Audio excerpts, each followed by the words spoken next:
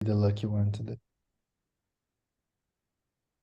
So yeah, Alex, we've been trying to start a practice in our group, which is we do a lottery, and whoever wants to participate is welcome to add their name to it. And then we do a lottery to see who writes a short note on the meeting and that we add to our blog afterwards. So you can keep like the discussion about the meetings going after the meetings themselves. And I mean, I'm not sure how many people are. I mean, I'm back in the rotation because I've handed in. I mean, we didn't discuss this, right? People who hand in their.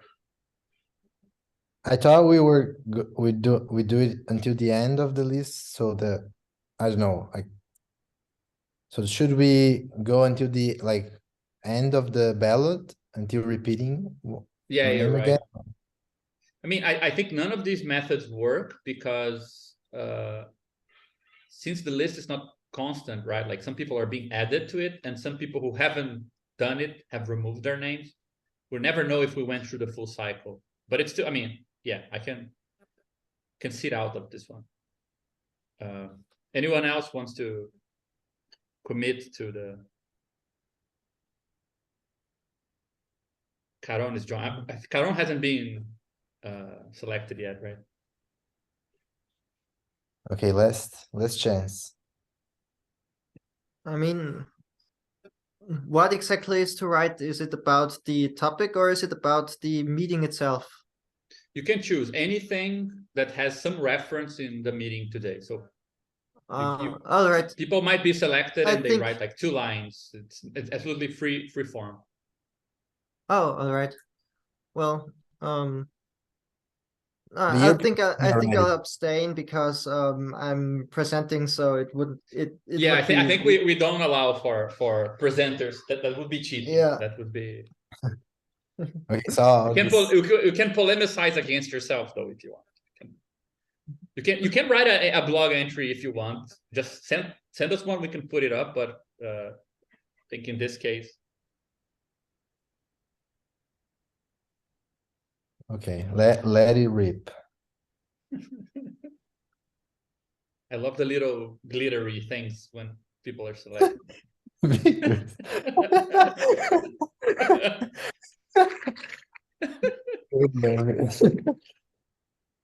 Oh, he's not even here, man. He's gonna love this the news. I think he's gonna love that. Yeah. Actually, no, he actually read the Gold Rat book that Amelia suggested, that Davenport suggested. We were talking about it, so I think that he might actually be up for the test. Yeah, he told me he was. I mean, I had a conversation with him and we should have talked about the goal. How come we didn't talk about the goal? Yes, well, you can. Why don't you just write something on it? We can put it up on the website. I was gonna write a blog post. Maybe I could just put a little presentation, and I could put it also on the website. Perfect. Okay, but I want to see. Yeah, Victor. Okay, Alex, do you need anything? You're still a co-host, right? I think so. Yeah. Okay. So I'll just give you the floor.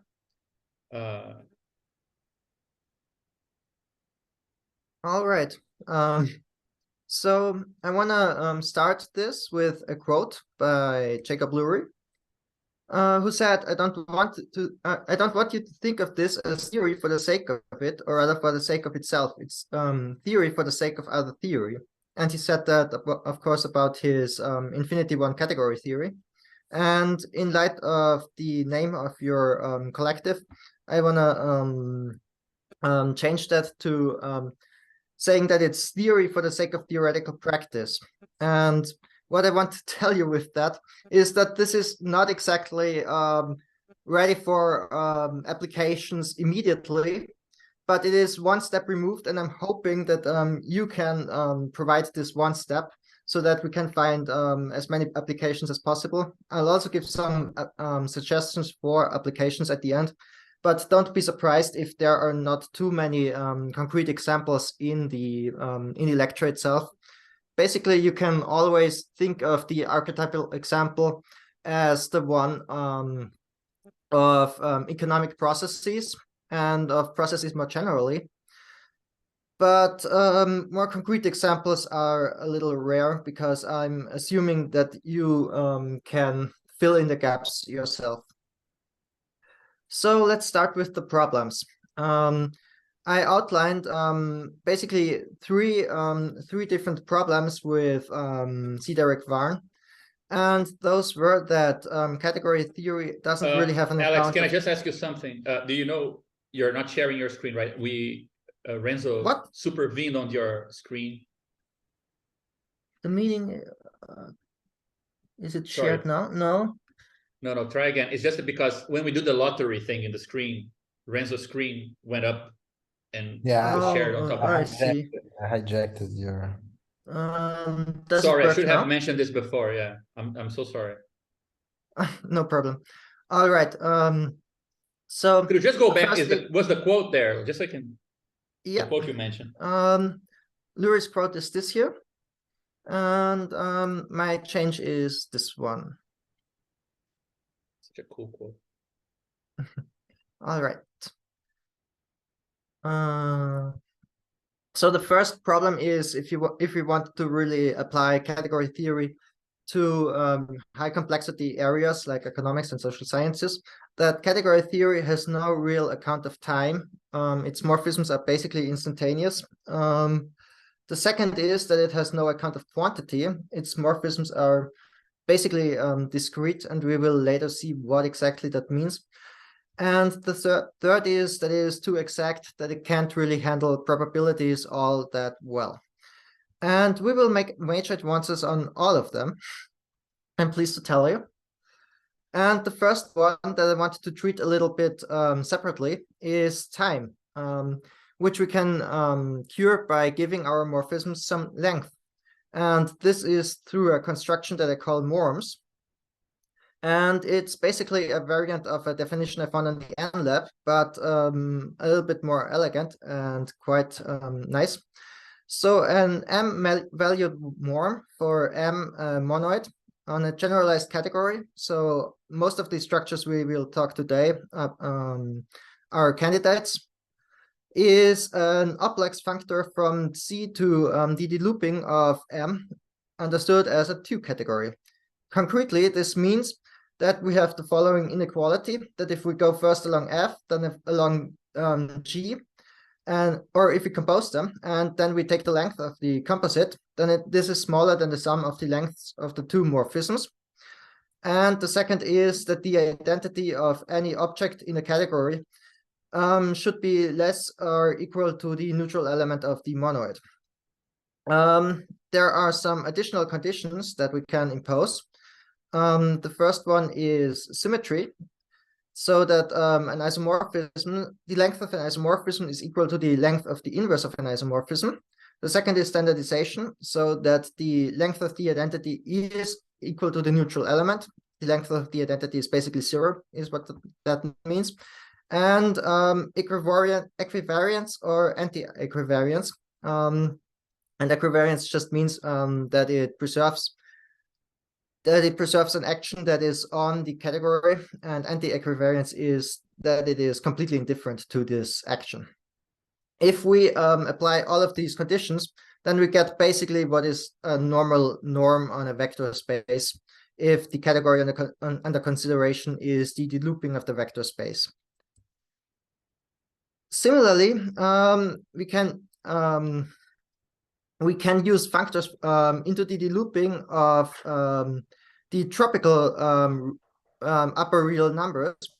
So starting from 0 to infinity, with the minimum operation as the monoidal product to give width to our isomorphisms. And what this means is just that the composite of the norm of the composite of F and G is equal to the minimum of the norm of F and the norm of G. And if we think of this in terms of pipes, if we have one big pipe and we connect it somehow to one smaller pipe, then for the purposes of the water going through, we can calculate with the radius of the smaller pipe. So this kind of beats two flies with one catch, because we can give both length and width to our isomorphisms through the same construction. And I'm sure there are many more things that we can do with this construction that I haven't really considered yet. Actually, this example is one that I only stumbled upon after I wrote the introduction that I sent you. Now, the second idea is... Can I pause you here? I think Rento also has a question, which I'm also curious about. Can we go deeper into the de-looping here and why it's relevant specifically for this? I don't know if everyone here is super familiar with that, so you can go into that. I have no idea what it means. All right, sorry. The de-looping of a monoid has one object, is a category which has one object, and it has for each element of the monoid one morphism, and the composition operation of the category is just a monoidal product. So the de-looping of the real numbers, say, has one object, and it has one morphism for each real number, and the composition operation is just the addition of real numbers. And it's not so important to know these technical details for these notions, because I have spelled out what exactly they mean. They are exactly these inequalities that I wrote under meaning here. And in the case of the tropical real numbers, it is exactly that this minimum operation is, or this minimum relation is satisfied. All right, so coming to dream cats, the idea here relates to quantities. As I mentioned, props, for instance, can only handle discrete quantities. And if we look at economic applications, you usually don't think in terms of discrete quantities. You don't think how many grains of sand you use in some economic process, but you think in tons, you think in continuous quantities. You think this many tons of sand will give me this many tons of silicon. So our theoretical foundation should really be able to not just use discrete quantities, which are just natural numbers or integers, but continuous quantities, which would be real numbers. And normal theoretical foundations can't handle this. So my idea is to give the morphisms in string diagrams a width, and concretely this looks like this. So here we have two boxes, F and G, and these correspond to morphisms, and the objects are here colors, and we see here that we have one color, one quantity of a color going into F, and F gives out a quantity of a color A, and a part of this quantity goes into G, and the rest just goes wherever, and G doesn't even have outputs. So this is, of course, quite different from normal category theory, but the basic idea is that composition should then look like this.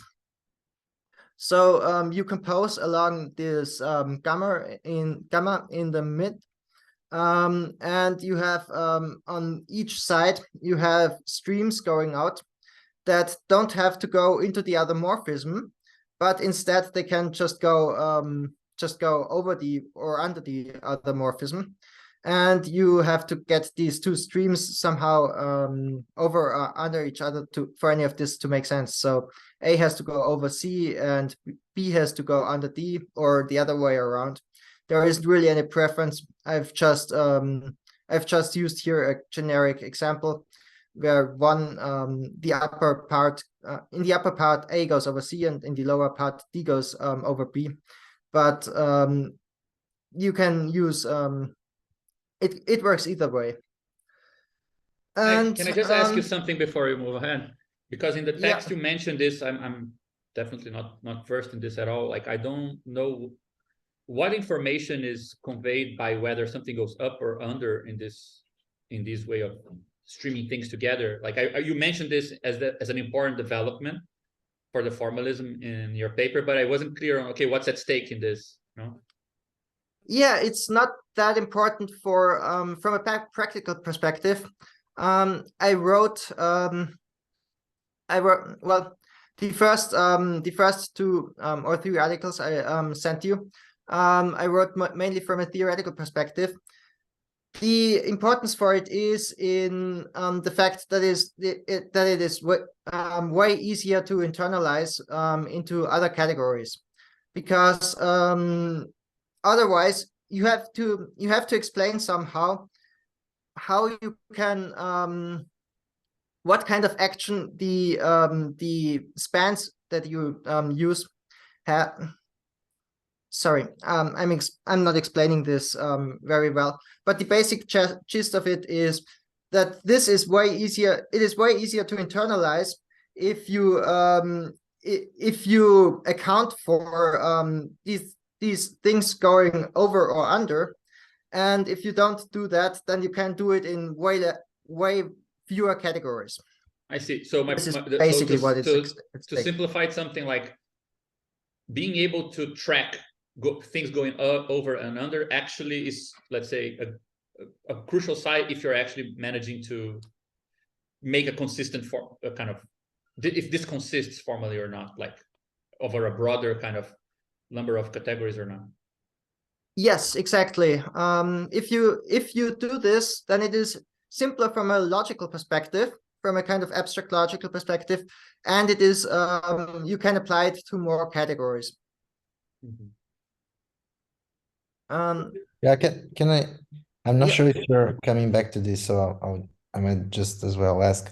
In the text, you also talk about the source and target and how it's sums sources and removes intersections, and it's some targets and removes intersection.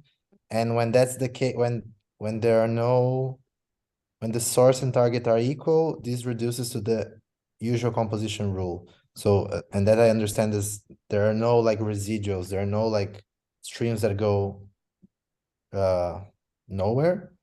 And when there is, when this is not the case, then you have this streams that go like away. So like, could you explain like what's again what's the, so in which sense it reduces, you get like when this obtains you get like normal composition, and when you don't, you get this extra more general structure, like what's, yeah, could you explain like what conceptually this gets you, allows you to do, or like what's the, again, what's the motivation? Yes.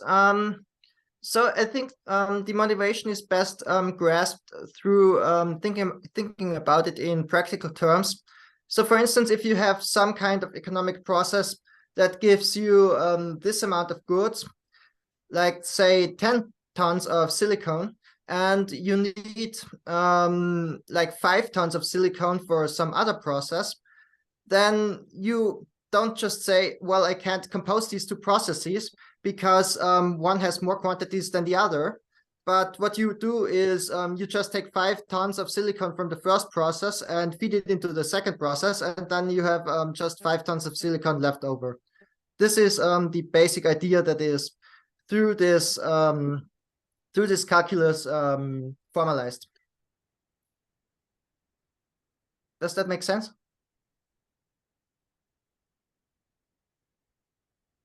Hello?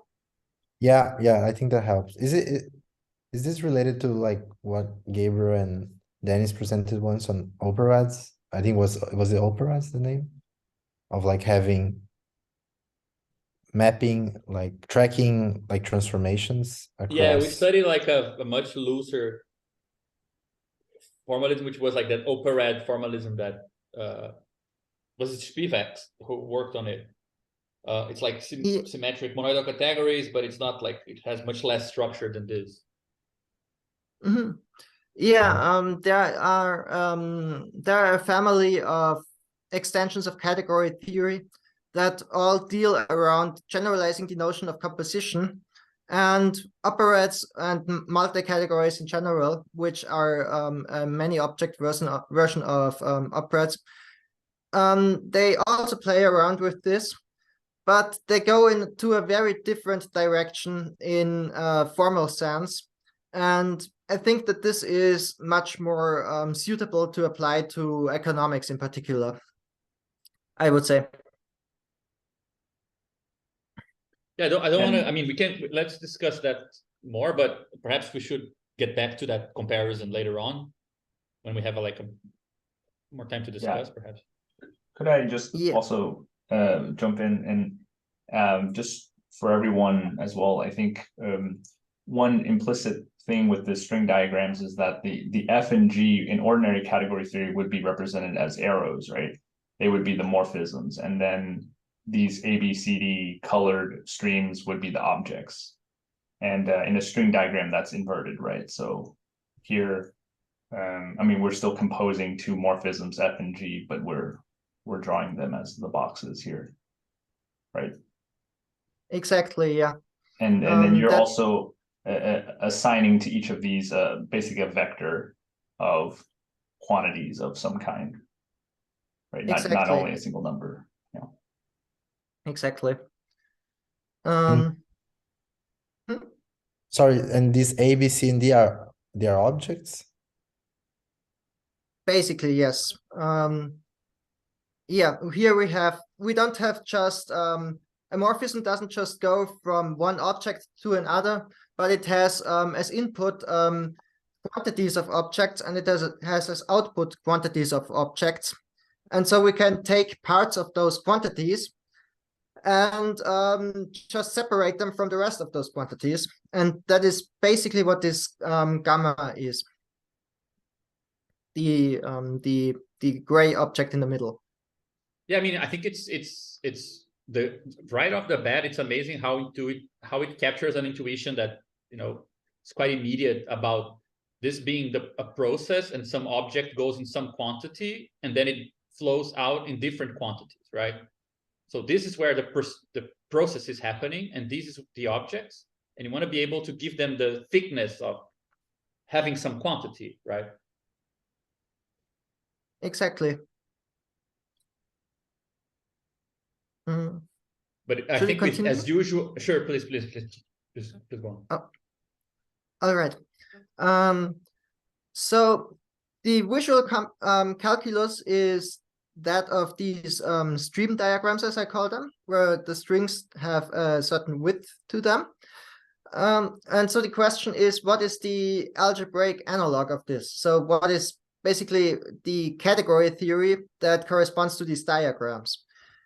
And the framework I came up with at first was the following, that we have the objects of our quote-unquote category or dreamcat are the elements of what I call a commutative downward residuated meet semilattice. So what this means in practical terms is that you can add those objects together, and you can find the common meet between those objects. You can take the minimum between those objects, and you can take you can subtract one object from another if and only if the second object is smaller than the first. So an example, for instance, are the natural numbers, where we can add natural numbers in the usual way. We can always find out which number is smaller than the other number, and we can subtract a natural number from another natural number inside the natural numbers if and only if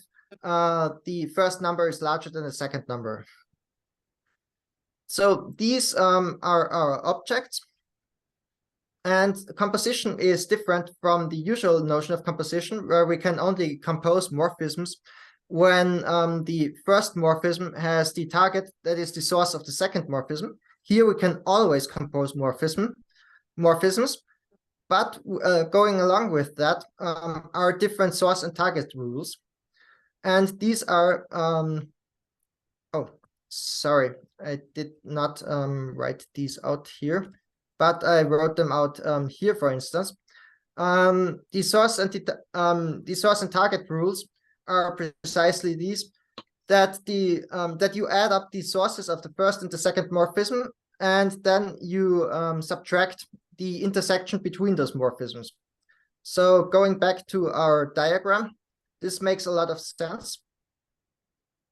Here, we add together the sources of F and G. So the source of G in particular are C and gamma and D, and the sources of F are S. And what we remove is exactly the intersection in the middle, which is gamma. And with targets, similarly, we add the targets of F to the target of G, which is T. And the targets of F are precisely A, gamma, and B. And we subtract gamma from this. So this is the visual component of this, whereas the algebraic component is just these calculations that I wrote down here. And examples, as I already mentioned, the positive natural natural numbers, and you can add infinity to that. The real numbers, again, you can add infinity to that. And you can also use the natural numbers, but instead of using normal addition, you can just always take the minimum of two numbers. And this gives you a kind of exotic calculus that might have applications that I haven't yet thought about. I thought I just included it as a kind of more exotic example. So you can, so you know it as well. All right. A particular version of this is if we take a color set, which is called K here, and our objects are of the form some monoid to the power of this color set. And what this just means is that your quantity or your objects are tuples of elements of the monoid. And with that, you can track not just one kind of quantity, but you can track several kinds of quantities. So instead of just having processes that take in sand and give out silicon, you can have processes that take in sand and heat and whatever, any kind of object, books, because I see books before me, whatever kind of object. You can add them to the color set, and you can track those using those color sets.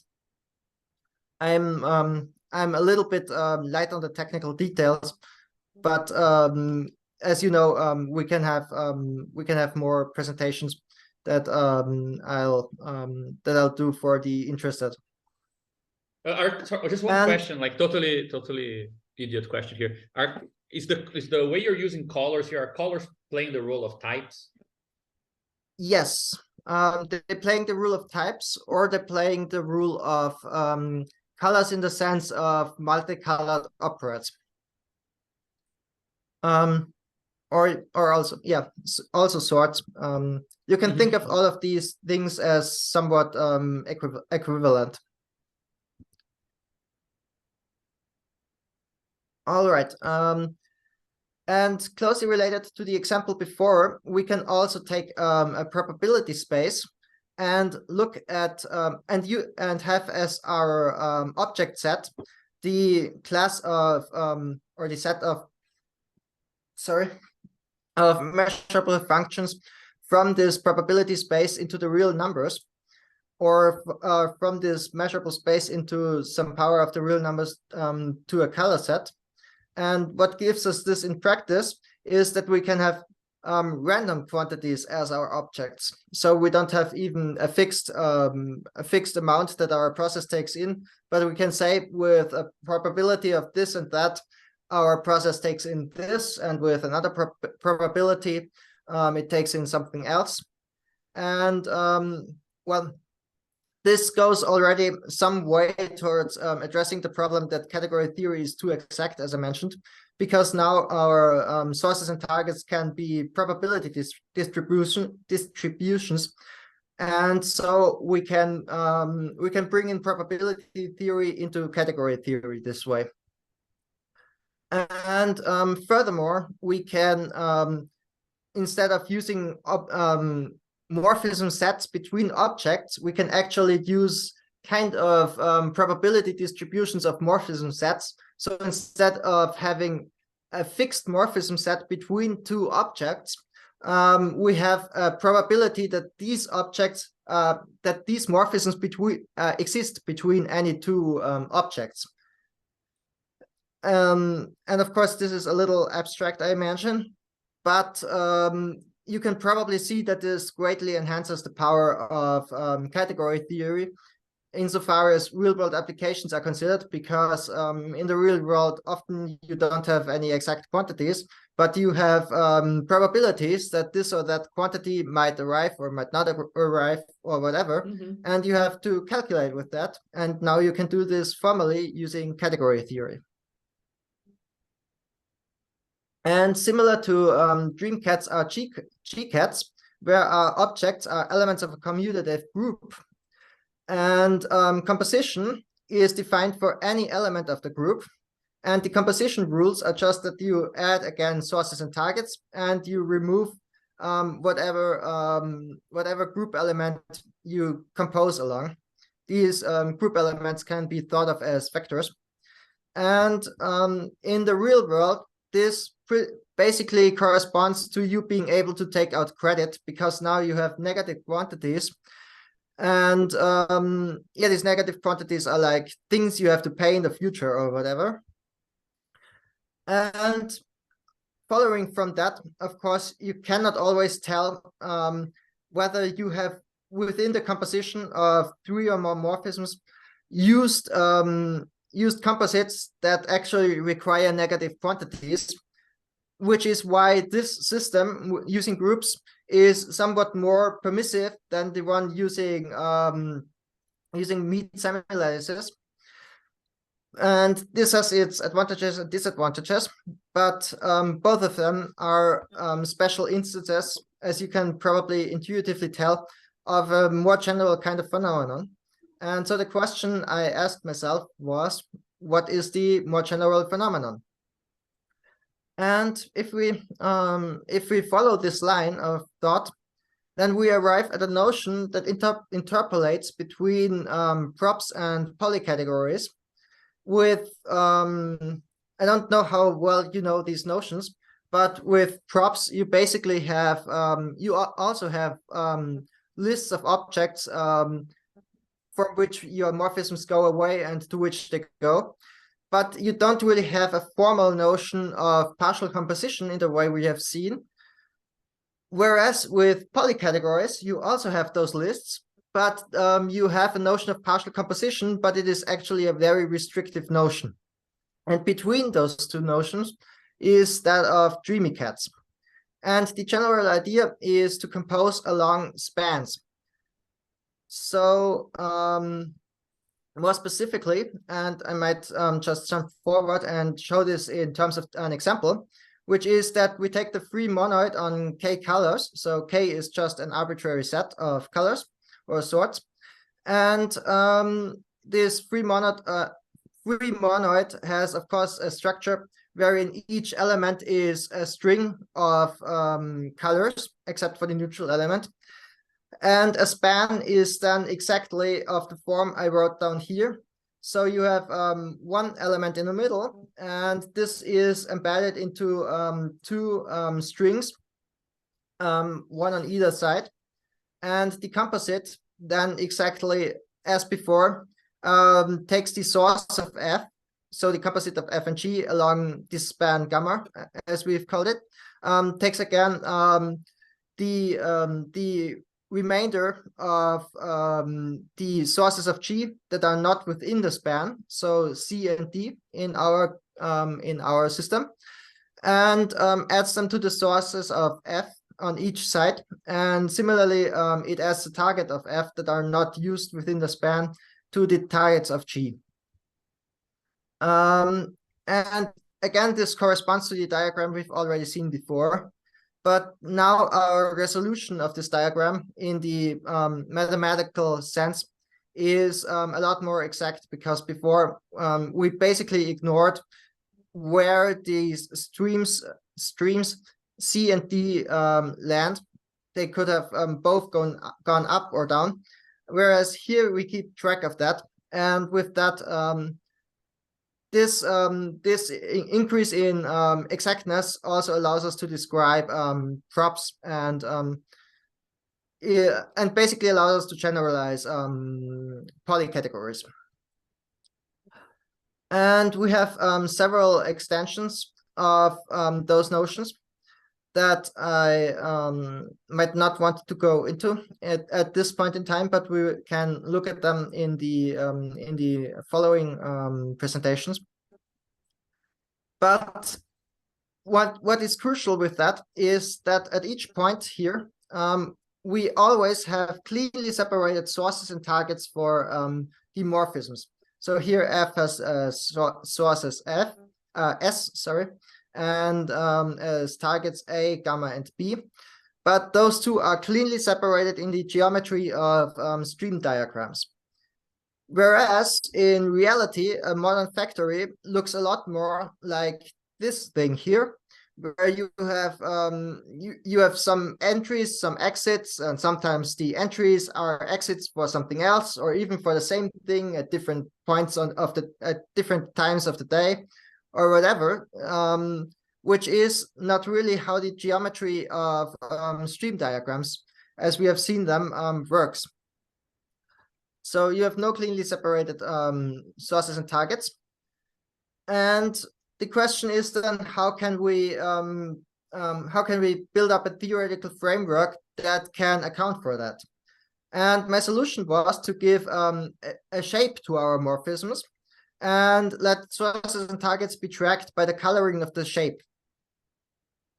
So the simplest example is the one of lines. As you see here, you can have two lines, and you just compose them along an endpoint, and you get one line. And this example is the basic case that underlies all of category theory.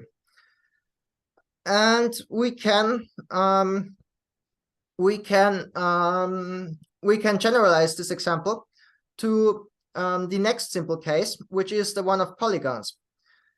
So you have here, you can see here that we can glue together two polygons along one common boundary line, and we get another polygon, and we have the digon on the right side, which is important to formalize identities. And these two are the prerequisites for the application of my theory whenever you have a class of objects that is closed under kind of gluing, but removing the boundary of the gluing, at least as boundary information, like you see here. And when you have an object which has two boundary components, then you can apply this theory where you give morphisms the shape of the geometric objects under consideration. So a morphism then looks somewhat like this. It has now a shape, which is a polygon in our concrete example.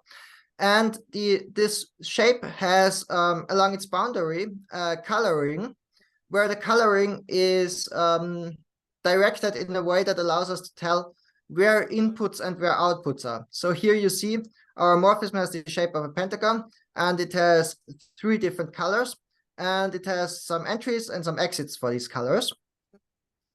And we can then compose two morphisms, here F and G, along one boundary, along one face, if and only if these faces have the same color, and one is the outgoing face for one morphism, and the other is the ingoing face for the other morphism. And as you see here, these two faces that are connected here will be removed in the composition. So these fall away, because one is the exit for the first morphism and the other is the entry for the second morphism. So in the overall calculus, you can just throw away tracking these. And what you would get then would be a larger polygon that has all the remaining faces as still inputs and outputs, but those go away. But we don't have in insofar as we have considered this right now, we don't have quantities of in and outgoing objects. However, we can reintroduce quantities again by changing the way we color things from just coloring in a color set K and ingoing and outgoing information in the form of -1 and 1, and instead color in a whole ring or even a rig, so a semi-ring, but mainly a ring. And the elements of the ring then tell us how large the quantity is of the objects that go in and out along one face of the morphism. And furthermore, we can even generalize that and mix our primary colors and instead have several colors going in and out along one face. So if you remember the drawing I showed you before, here these are all primary colors, and here we have colors which are some kind of mixtures of those primary colors. So let's say one face might have along one face one color might go out, but another color might go in. And if you notice here, I have removed those arrows that show us where the colors go in and out, because again, we can't really say whether one primary color goes in along one boundary or if it goes out. But we can know which colors go in and out by looking at the ring under consideration and looking at whether the quantity of the color is above or below 0. But of course, for this to work, we have to have some ordering on the ring.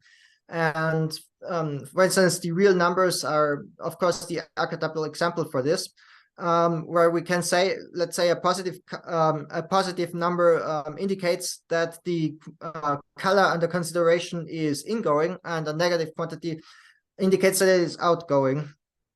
But for instance, if we might look at, say, the p-adic numbers or something like that, well, no, if we might look at the at a prime field or something like that, there we don't have an ordering in this way. So in such an environment, we couldn't even say whether these colors are ingoing or outgoing. So these are then very exotic notions that I don't know how practical they are to apply. But if the ring is ordered, then we can usually say what is in and outgoing. Another interesting case is the case of stars, which is a very simple case in a way. Here we see a normal star as I imagine them in my geometric calculus. And we can then compose those stars by connecting them along common rays and then contracting those rays. So here you see 3 stars connected along some ray each. And then when you contract those rays, you get another star. And this star has exactly all the rays that are not contracted in this operation.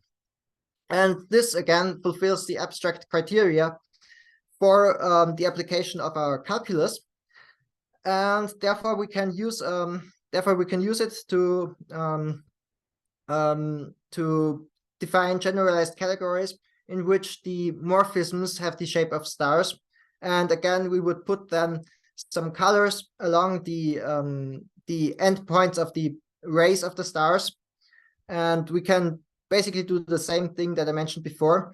But this is actually a lot more convenient setting for composition, where you don't just connect, for instance, 2 polygons, but you connect, again, 3 stars or something, or 5 stars, or however many stars. So this is a very nice setting for multi-composition. And yet another example are cubes. So here we see that we can connect two cubes along a common or along a boundary that is exactly as large as the other boundary. And then we can form a 3rd cube out of that. And again, we can use that as composition.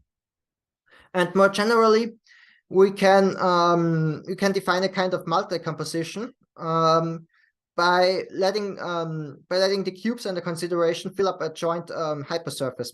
So I think this is a lot clearer to understand from the image, where you just see that the 3 cubes on the one side, of course, when I say cubes, I mean n-dimensional cubes, in this case, squares or rectangles, where on the one side we have 3 rectangles, and on the other side we have 2 rectangles, and the 3 rectangles jointly fill a common side that is as large as the 2 rectangles on the other side, and so we can put them together and we can create one large rectangle out of that. And we can even do something else, which is that we can have these rectangles fill a larger rectangle just geometrically in the shape we see here, or of course in any other shape. And then we can compose along this. So here we see 3 different, or at least 2 different kinds of multi-composition and 1 case of composition.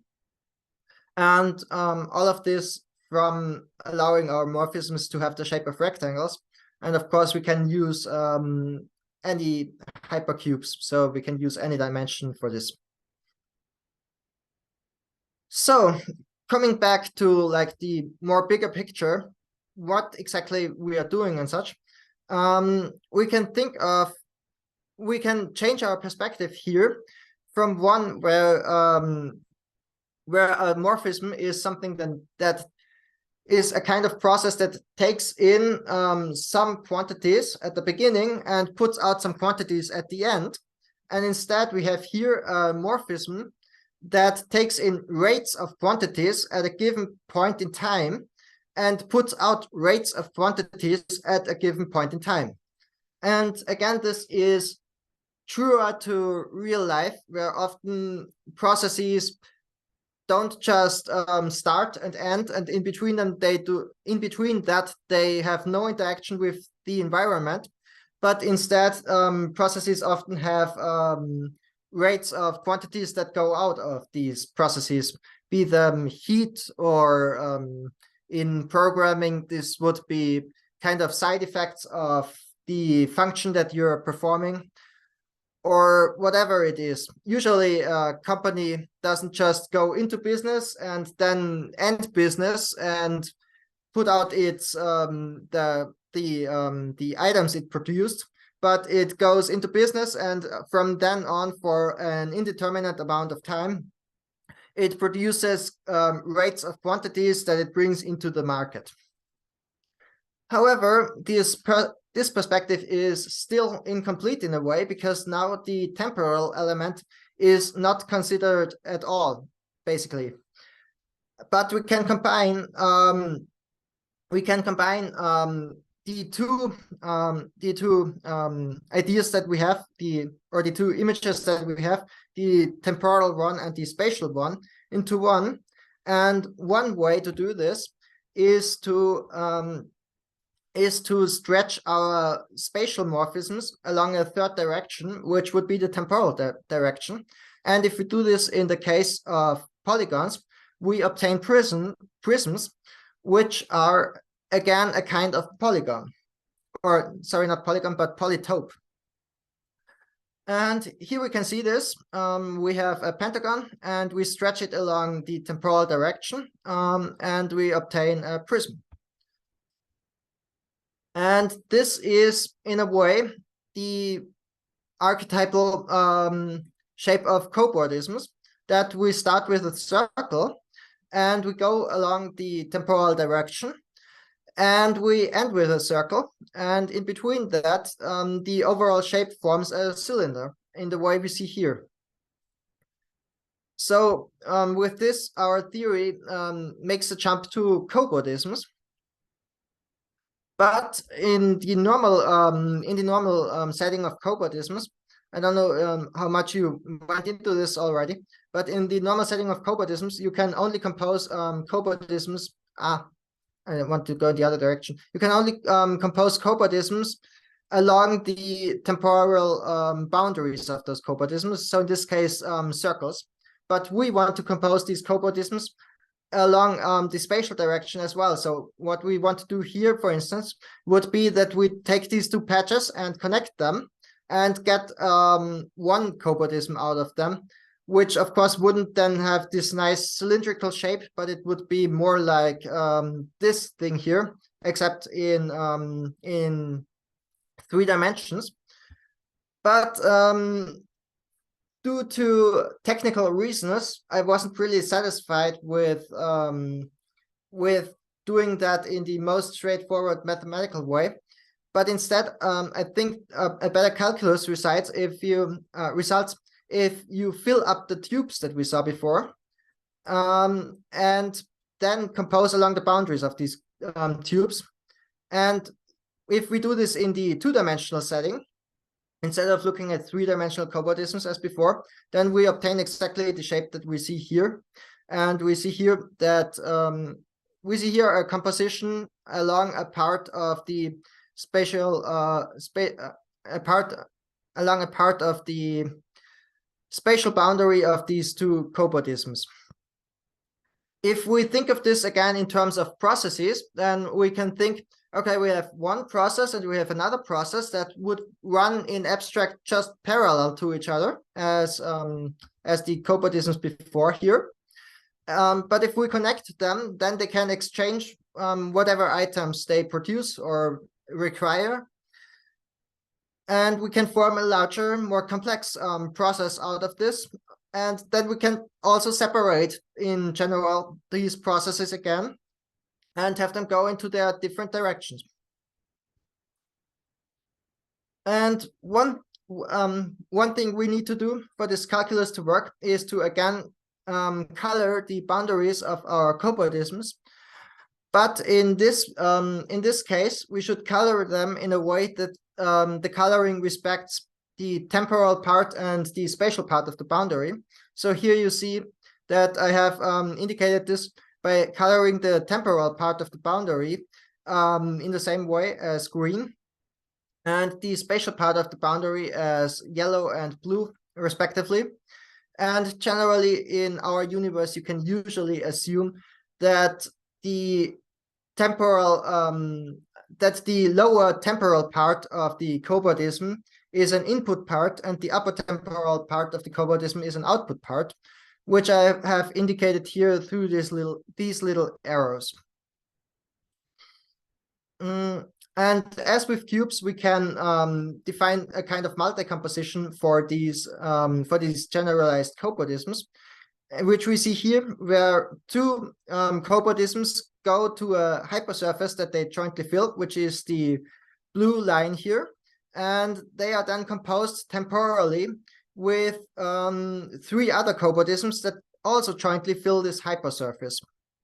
Again, you can translate this into usual processes in a straightforward way, that you just think you have 2 processes, and in the results of these 2 processes you use to power 3 other processes that start when those other 2 processes are finished. And we can even define another kind of multi-composition, which would be that we have a larger would-be cobordism be jointly filled by other cobordisms. So here you see a kind of irregular pattern that you can still compose, and that would then give you a cobordism that has roughly this irregular shape. So these cobordisms are very very flexible in the shapes that they allow you to use. However, if we remember to the start of the presentation, I mentioned norms, and I mentioned the inequality that the norm of the composition of 2 morphisms should be less or equal to the sum of the norms of the 2 morphisms. However, in the case of our cobordisms, or our cobordism composition as we defined it, we would only ever get strict equalities for that, because we compose these tomorphisms along the temporal boundaries of the cobordisms respectively, and this just sums up the temporal length of the two cobordisms. And so we see that the calculus is in a way a little deficient. And if you think about this intuitively, well, what does this all mean for processes?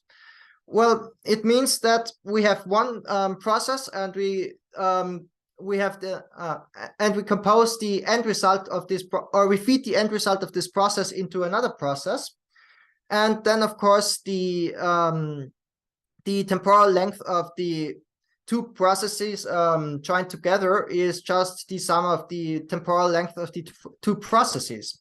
However, we can think that we might have one process, and say the last step of this process is the same step as the next step, as the first step of another process.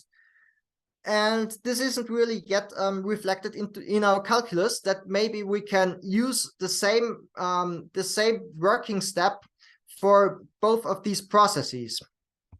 So this would look more like this here, that we have these two processes, and then we glue them together, not along a boundary, but we actually glue the areas, the volumes of those two processes together, and as a result, the temporal length of the processes is decreased, or of the composition of the two morphisms is decreased overall when you compose them in this way. And we can even do things like this here, that we have two processes which normally run parallel, except that they come together when they share one working step, and then they go apart again. So to really do this, we should actually color the interior of our cobordisms. And I just drew here a generic coloring of the same cobordism that we saw before, where we looked at the boundary colorings. And what's important to understand here is that the colorings of the boundary denote something different to the colorings of the interior. So the colorings of the boundary, as we have discussed, mean that quantities of stuff go into the process at any particular rate in the spatial case, or at the beginning or at the end in the temporal case, whereas the colorings in the middle denote stored quantities. So you can think of this as like an Amazon warehouse or something, where large quantities of stuff is already stored, and it's still a process, but it is a process that contains stored quantities within it. This is what the area colorings that we see here catch in the formalism. So overall, this, I think, gives us a pretty good description of what processes are. And if we combine this with process philosophy, then we see that this should apply to most objects in our universe. And this is the basic claim that I'm making, that most objects in our universe can be treated with this framework. Yeah. And here we just see a generic process in this sense, that it has initial inputs, it has continuous in and output rates, and it has final outputs.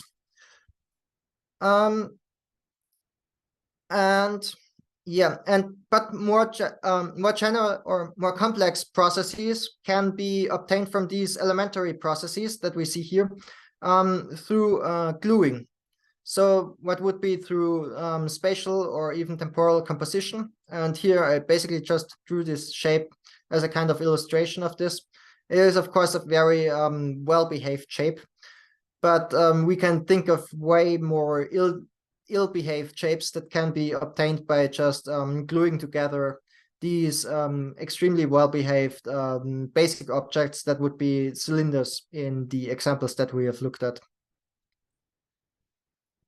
In these more complex processes, we don't always have to have it that the initial inputs have to happen at the same time, or that the final outputs have to happen at the same time.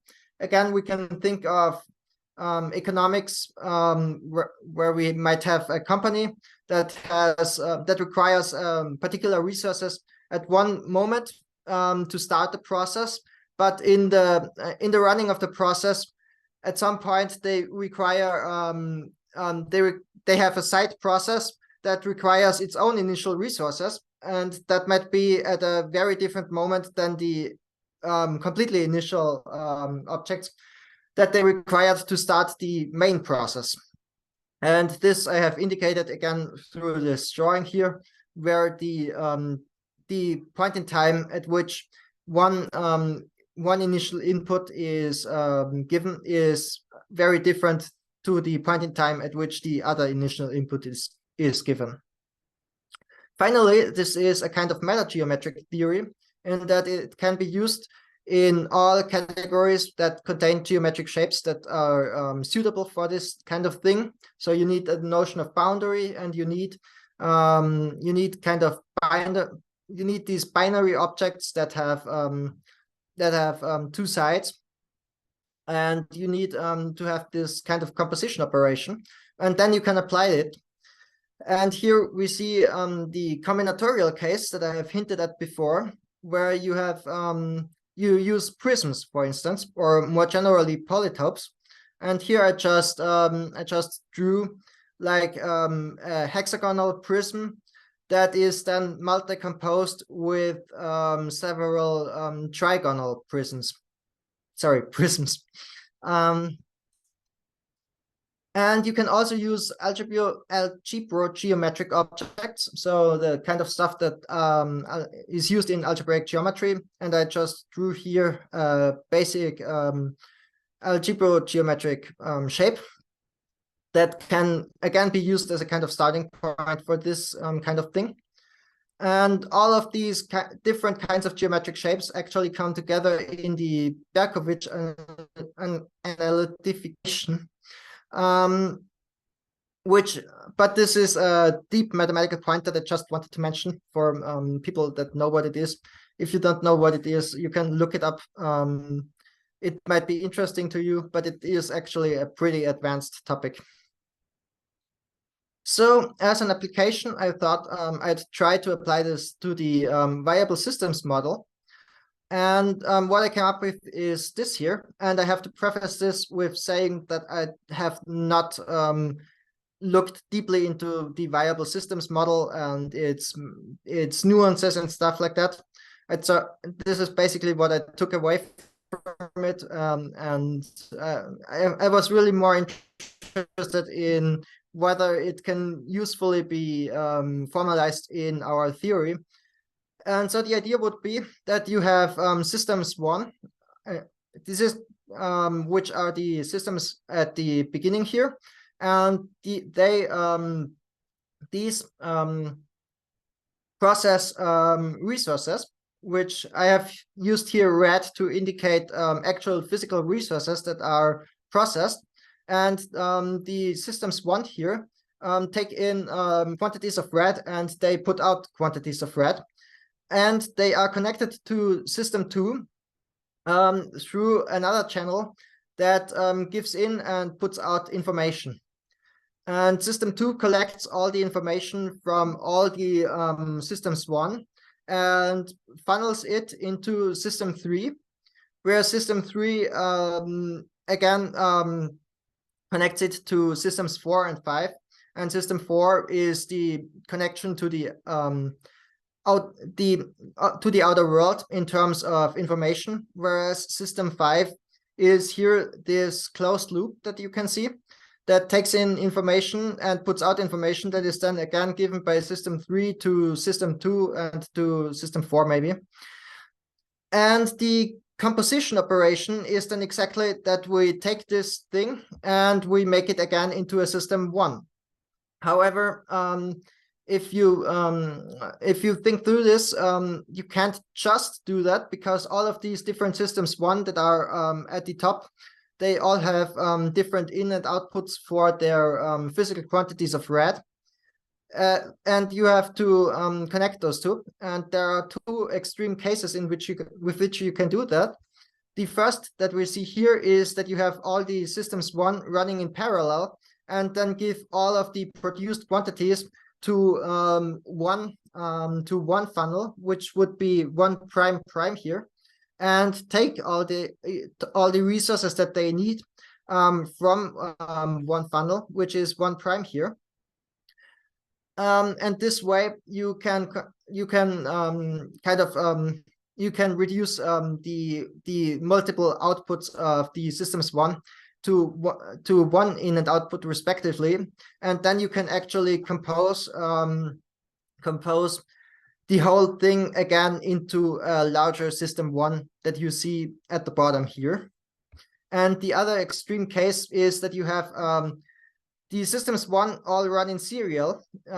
So the first system 1 takes in quantities and puts out quantities that are taken up by the second system 1, and so on and so forth, until the last system 1 gives up the remaining quantities to the environment. And in this way, you can also again compose the entire graph that we see at the top here again into a system 1. And these are the 2 extreme cases, but you can of course use different mixtures of those 2 extreme cases. And in fact, you can use any complete finite or any finite lattice to connect those systems 1 in a way that the in and outputs match again, so that the diagram can be composed into 1 larger system 1. And this composition operation is then exactly, or matches exactly, the recursivity that is talked about with the viable systems model. However, there is one kind of fine thing that is that our theory lags still behind this potential application in, which is that our typing just isn't fine enough. So if we look at this again, then we should be able to compose, for instance, 2 different kind of hypothetical systems 2 into a larger system 2, which is just like a big transport system. And similarly, we might have 1 potential system 5 that is, say, the lower stage of system 5, and we compose it with an upper stage of system 5. So the lower stage might be responsible for one kind of task, and the upper stage might be responsible for another task. And if we compose them, then we should get again a system 5. And similarly, we could arguably compose like system 4 at least with itself. And so our the usual category theoretic typing just doesn't reflect that at all. And this suggests another extension of category theory that is somewhat independent of the others that we have discussed. And in the case of normal ordinary categories, it is easy to formulate how this should look. And I have called them musky cats to stick with the naming puns for morphism multi-sorted categories. So these have then 1 object set, and they have several morphism sets, and they have then several composition operations that can change the sorts of the morphisms. And again, we have, of course, identities, and the associativity and identity laws are actually straightforward if you think a little. And here I've just drawn this as a kind of example. So here we have like 1 blue morphism, say, and here we have 1 red morphism. And if we compose them, then we just get 1 red morphism. So we have 2 different sorts of morphisms, and we have a composition operation that maps the composition of the first sort with the second sort just to the second sort. And we can again, we can try to combine. Can you go back? Can you go back just 1 second? One slide back. Yep. Yeah, just so I can. I mean, you're presenting a lot very fast, so I mean, and that part you didn't add to your paper, so just. Yes. Plus Musky Cat, that's an inspired name.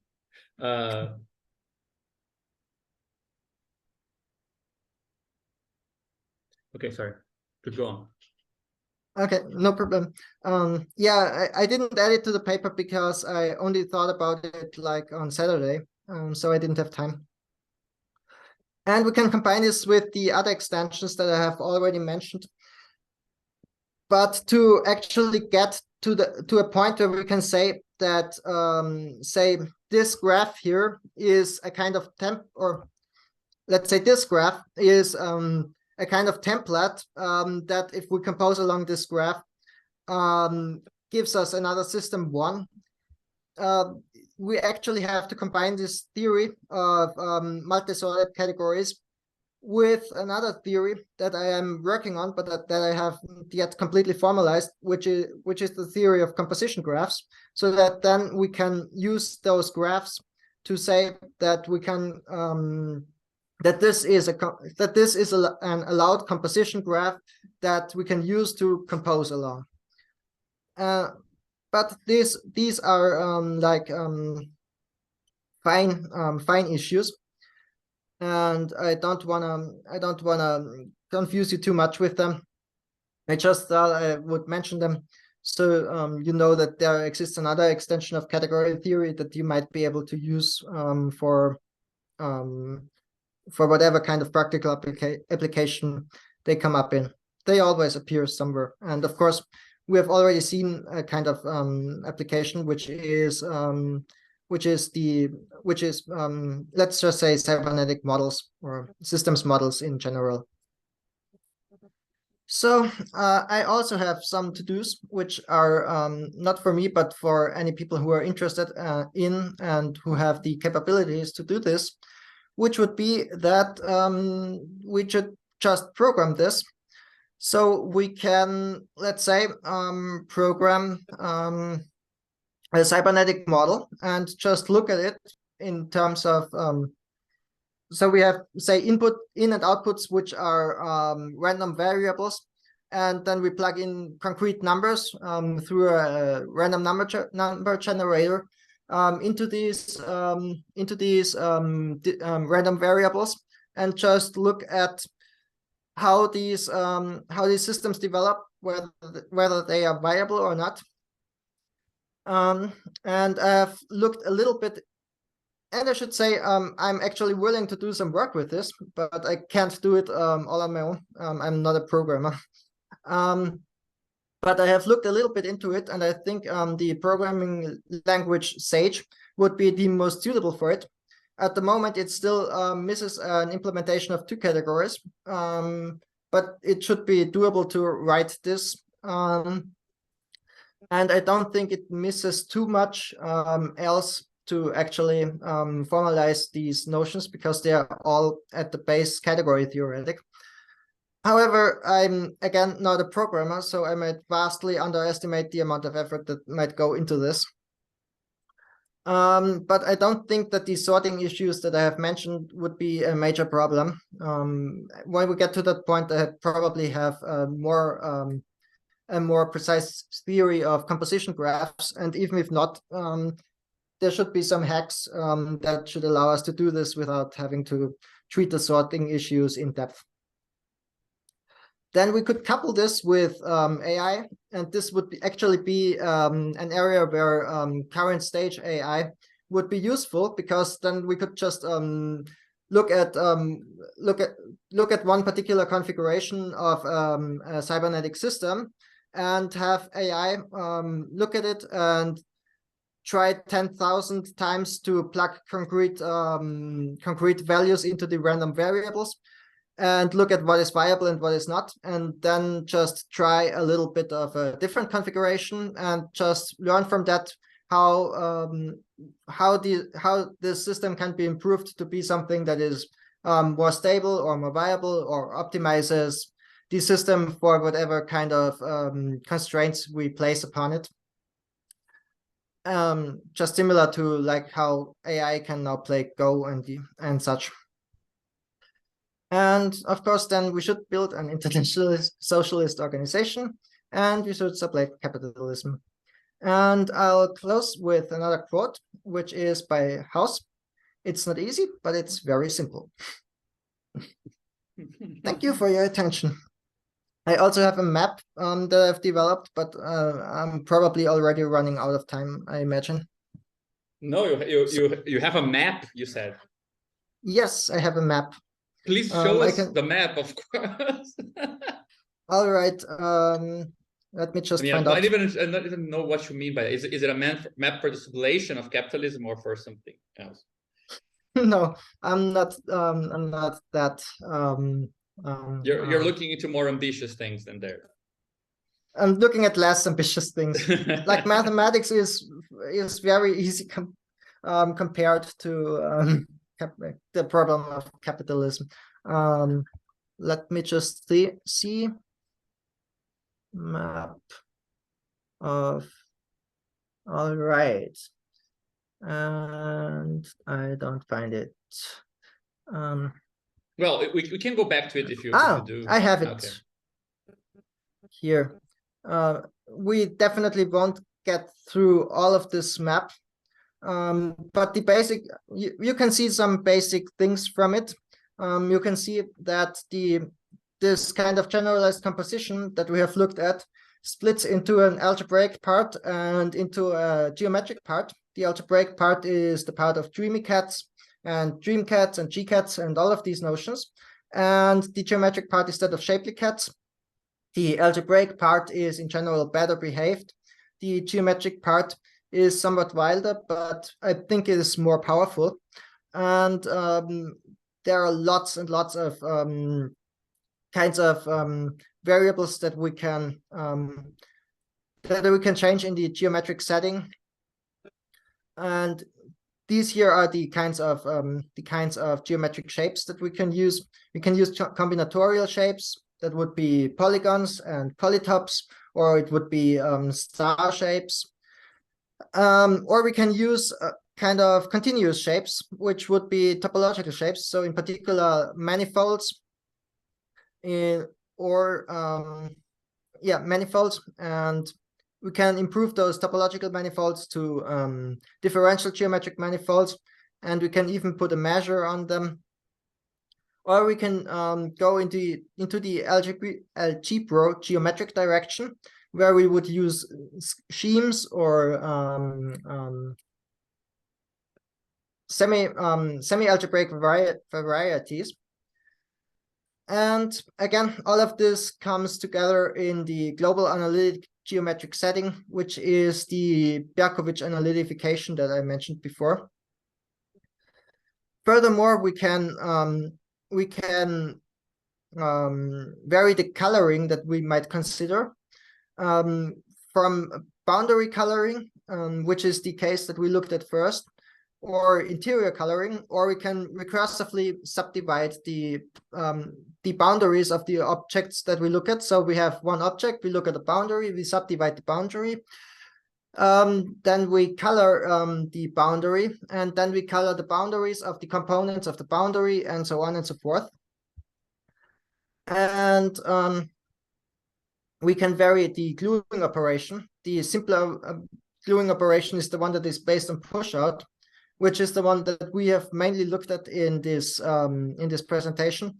But we can also use co-equalizers, which are in some ways more powerful, and which would allow us to actually look at things like time travel or something, but also more practical things like, for instance, more practical than time travel. I mean, more practical. That could easily solve so many issues. That's true. That's true, but I have sadly I don't have a recipe for doing time travel. I can only tell you a theoretic framework for looking at the consequences of time travel. Again, we can vary the coloring data that we use. The simplest coloring data is the group of units of the integers, which are just 1 and -1, which correspond to the usual notion of morphisms having inputs and outputs. But we can vary this and look at the group of units of any ring, or we can look at any ring, or we can go into a slightly different direction and look at any monoid or supergroup. And if we use monoids, then this is the multi-composition of stars that I mentioned before, where we can, for instance, not just compose 2 stars together, but we can compose 3 or 5 or whatever stars. That is what monoids allow us to do. And we can look at the strictness of the gluing and the covariant. So normally we would just use strict pushouts, but instead we can use weak pushouts or even covariant pushouts. And with that, we can retain somewhat more information, which might come in handy. And as you can see, there are many, many more connections and stuff. And I think we should look at this map again, but in one of the further presentations. Let me just explain to people, because I think that this might not be clear for everyone. Not everyone here is kind of, let's say, in our WhatsApp group or was aware at the time that we agreed to have this meeting on our Monday regular session, but we're also going to have added meetings in a different, like outside of our Monday schedule, for people who want to go more into detail into these things. So just to make, you're referring to this, and I think not everyone will know that. But look, I think usually right about this time, we usually take like a 5 to 10 minute break, and then we could come back to do like a discussion. I hope you are satisfied with your now official presentation, so no one can claim ownership over this. Today is the 6th of March, 2023, and now it's been registered, and we're honored to have been part of it. But is it okay if we take like 5 minutes and then come back for the discussion? It's okay with me. Okay, so let's do that and do that. Be right back. All right.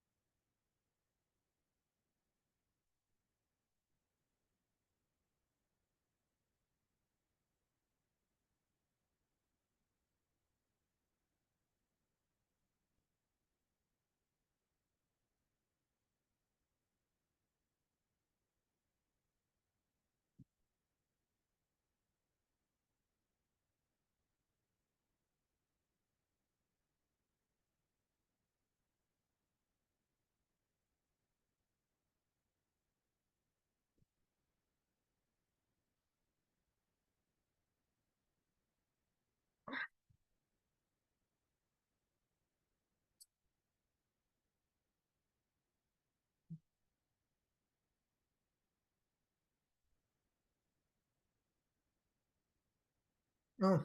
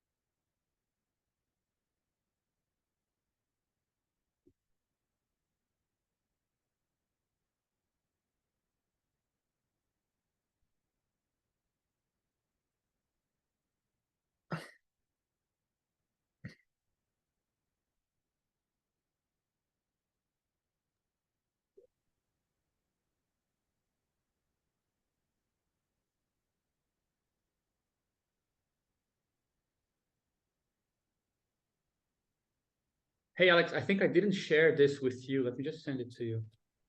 Did you take a look at this document I just sent you? Where did you send it to me? Now on the chat here on Zoom. Ah, okay.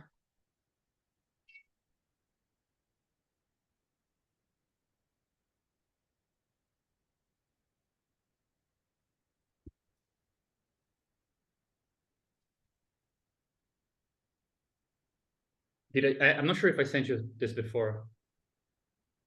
I don't think so. Ah, okay. This is something Dennis and I worked on for a long time, trying to use stuff from category theory to formalize like book 1 of Capital. Oh, that's great. Yeah, and I mean, that was something I was thinking about, but it's great that you did it because then I don't have to do it. well, I'm not so sure. It would definitely be great to have like your input into it. I was gonna mention this afterwards, but it's still definitely not rigorous enough to be like published, or we shared with some people, but we're still working on a lot of it. And I mean, the stuff you presented today goes straight to so much of our concerns there, and things that we kind of we're already inexperienced, but we're also, let's say, learning the hard way that it's hard to find the right tools for this particular type of processor. So it makes total sense that you are what you presented. But I'm just sharing it because I think some of the questions that I have.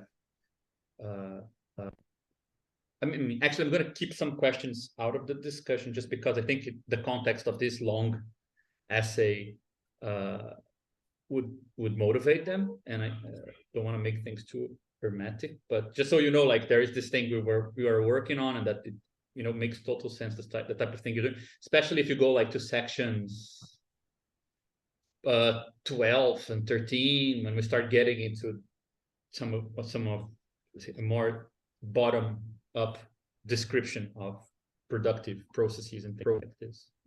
But the sections aren't numbered in the table of contents. Yeah, I mean, if you go, it starts with I think one's called the Operad of whatever. The operative capitalist production.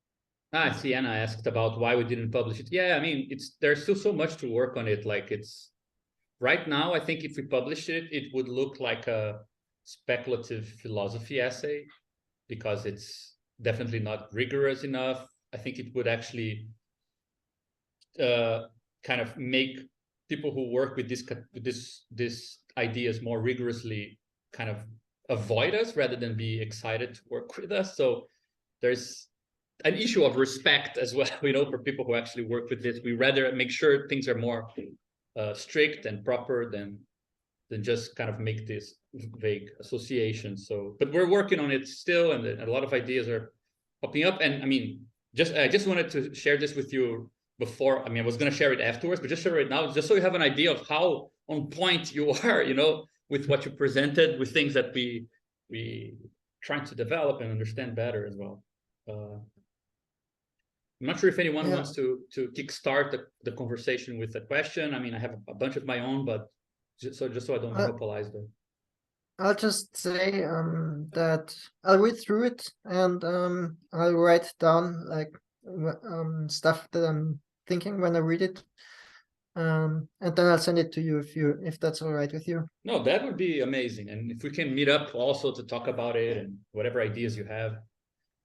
I mean, I'll raise some issues that I'd like to hear a bit more from you on how you would deal, because I think they are quite key to what we're doing. But again, just so I don't monopolize too much the conversation, just checking if other people want to pitch in and ask something. And yeah, I had a question.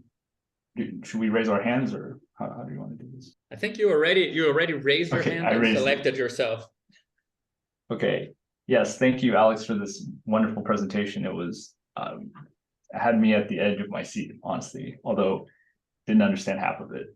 So it's but I think it was really great. I think my question to you would be, so I think I follow this idea, this general idea of gluing processes together and kind of seeing what comes out. And so I had two questions regarding that. One is how you envision kind of emergence when you glue two processes together, because the quantities that you input, obviously, right, from like a physical standpoint, conservation of energy or something, you know, you won't get more stuff out than you put in, but in other cases you may, right, if you measured it along some other type of, you know, like a measure of complexity, for example. So like you add two things of some complexity and glue them together and you get something of a higher complexity. So how would you describe that? And the other question I had would be how you would describe constraints in what is allowed to be glued. I mean, I know there's the type system that you're proposing using color sets. So two things of the same color are compatible. But I wonder if you think that is the most general. And I mean, I want to hear more about what is the language of constraints that this implies, right? Because, you know, type theory is really kind of its own area, and it could be as complicated as another, you know, some arbitrary category maybe. So yeah, anyway, just your thoughts on those two questions. Yeah, emergence. I haven't really thought about within the framework, but if we talk about like complexity, then you could basically use the inverse notion of a norm. So instead of saying that when you glue two processes together, the norm is less than or equal to the norms of the processes, you would have then the inverse notion, so it would be greater or equal, which and this greater part could then be understood as describing complexity. So the norm would basically project the morphism onto its complexity, And again, yeah, the emergence would be captured by having this greater or equal. But I'll also say that I have not read, but I've seen that someone recently wrote a thesis about this, and I don't know the name off the top of my head, but it's easy to find because it's in the book 7 Sketches of Compositionality. The end of the first. Ellie Adam. Yeah. Oh, and what's the name of the text? Do you know? Generativity and interactional effects. Yes, that sounds right. Because it's the inverse norm. His basic formula for generative effects is the inverse of the norm, right? Yes. Well, I've mostly seen it in the 7 Sketches of Compositionality book, because I'm having a reading circle for this in Derek's Discord. But yeah, exactly.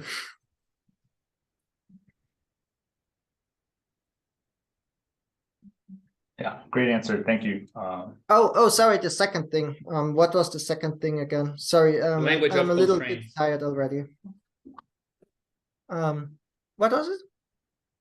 Oh yeah, what is your view of like a language of constraints, right? You had mentioned actually like programming, and it seems like you would need some idea, not just colors, but some syntax or whatever to describe constraints for how to when it's possible to glue two things together. Yeah. Yeah. The typing system that I mentioned is one, and the other is what I've hinted at, the theory of composition graphs, so that you have a class of graphs that that basically describe the allowed kinds of compositions. So a composition would so you could compose a family of morphisms exactly if the graph that is sketched by these morphisms is one of those allowed graphs, and then you could form the composite of that. That is the basic idea of the theory of composition graphs. Again, I haven't fully worked out how that works in detail with all the other extensions that I mentioned, but that's the basic idea. Yeah, it sounds really interesting. I'm going to definitely look that up, and we should talk about it later.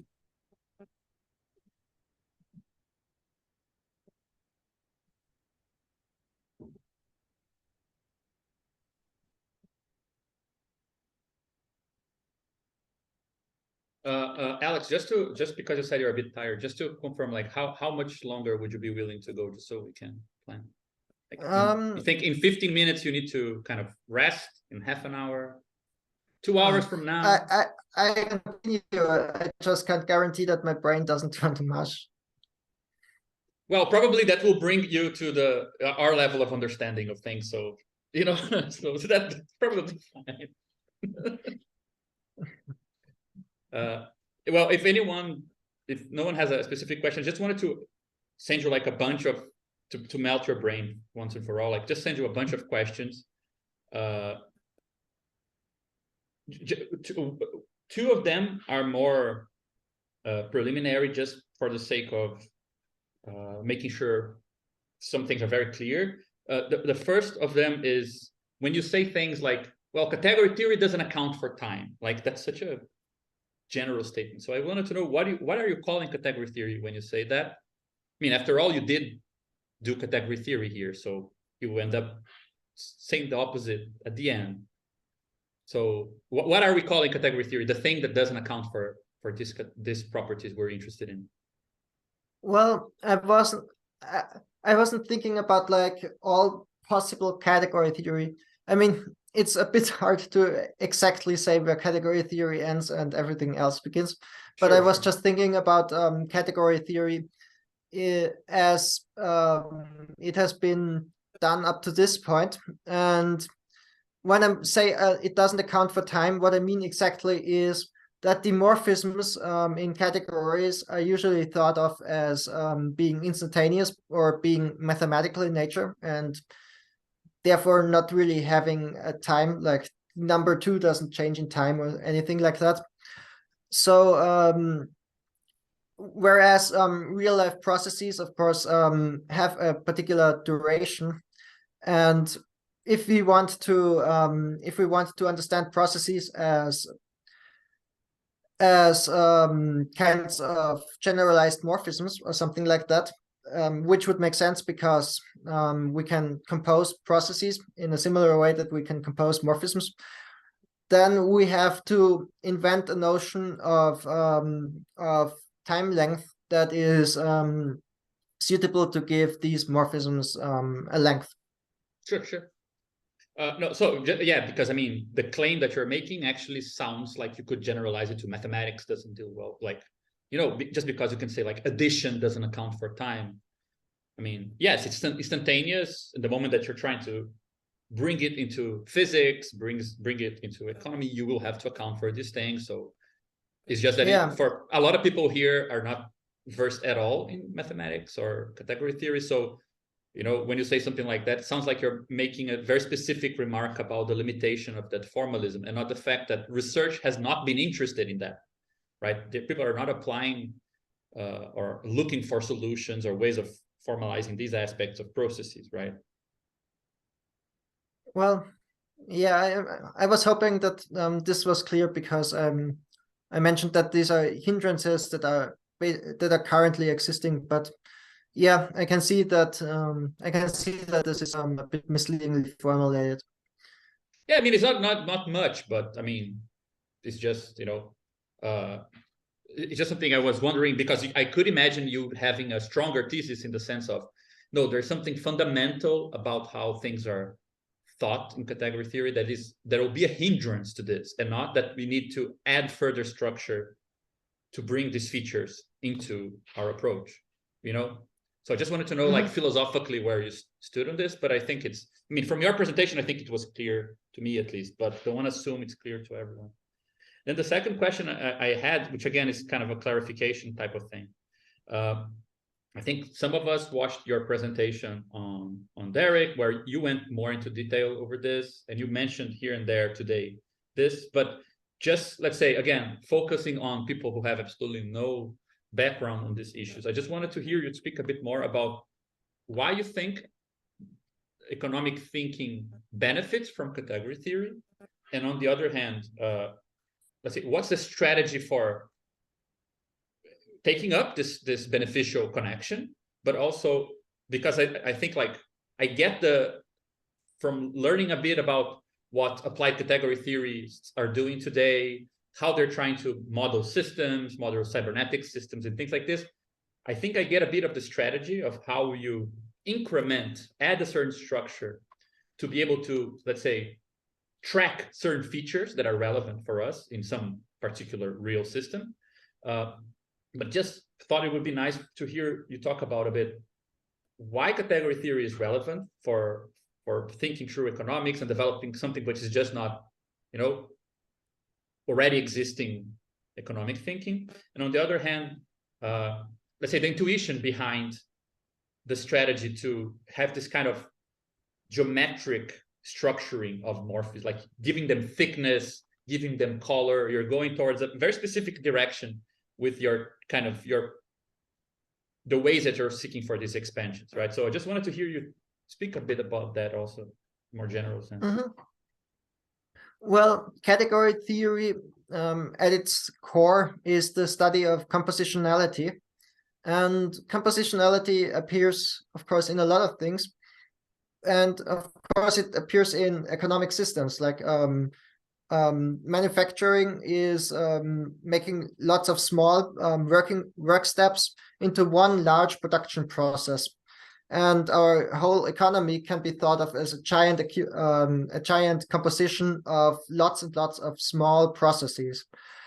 So therefore it makes sense that category theory as the study of composition would be very beneficial to or could potentially be very beneficial to economics.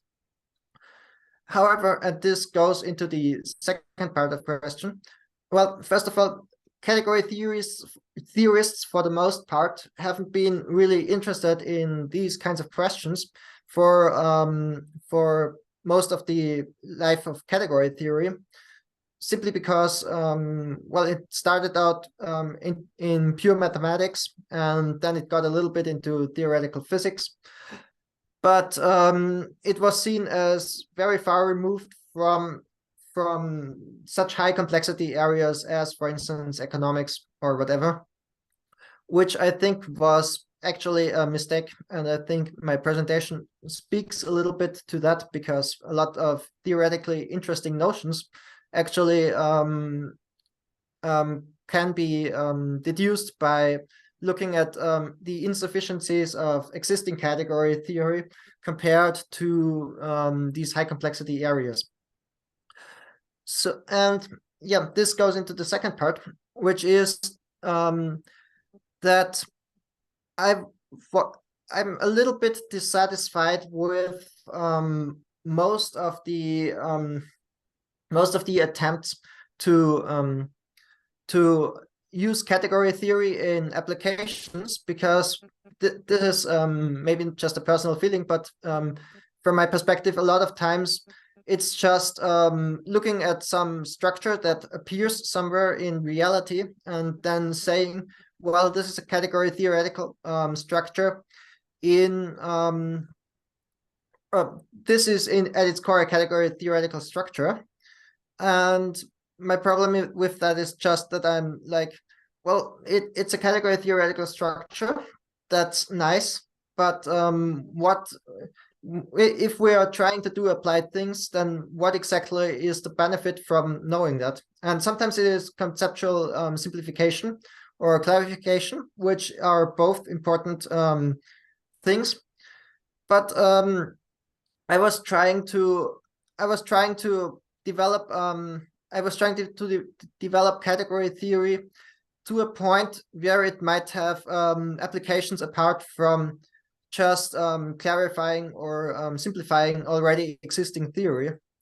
And this was what this was part of this is what I hinted at the end of the presentation, where I said, well, with this we should maybe already or in the near future be able to actually tell a computer how to simulate these models, and then just use artificial intelligence to sift through these models for us and maximize them for whatever parameters we are looking at.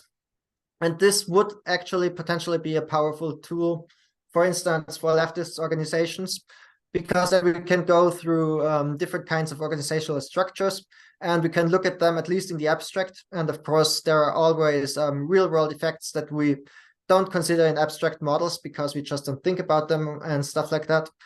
And we always have to reckon with that. But on the other hand, just at least the abstract models can give us then a kind of baseline performance and can tell us, for instance, maybe this organizational structure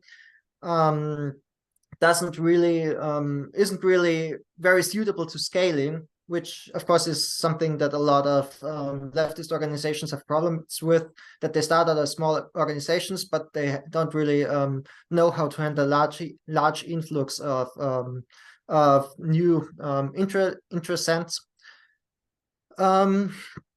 And yet this would be my attempt at bringing first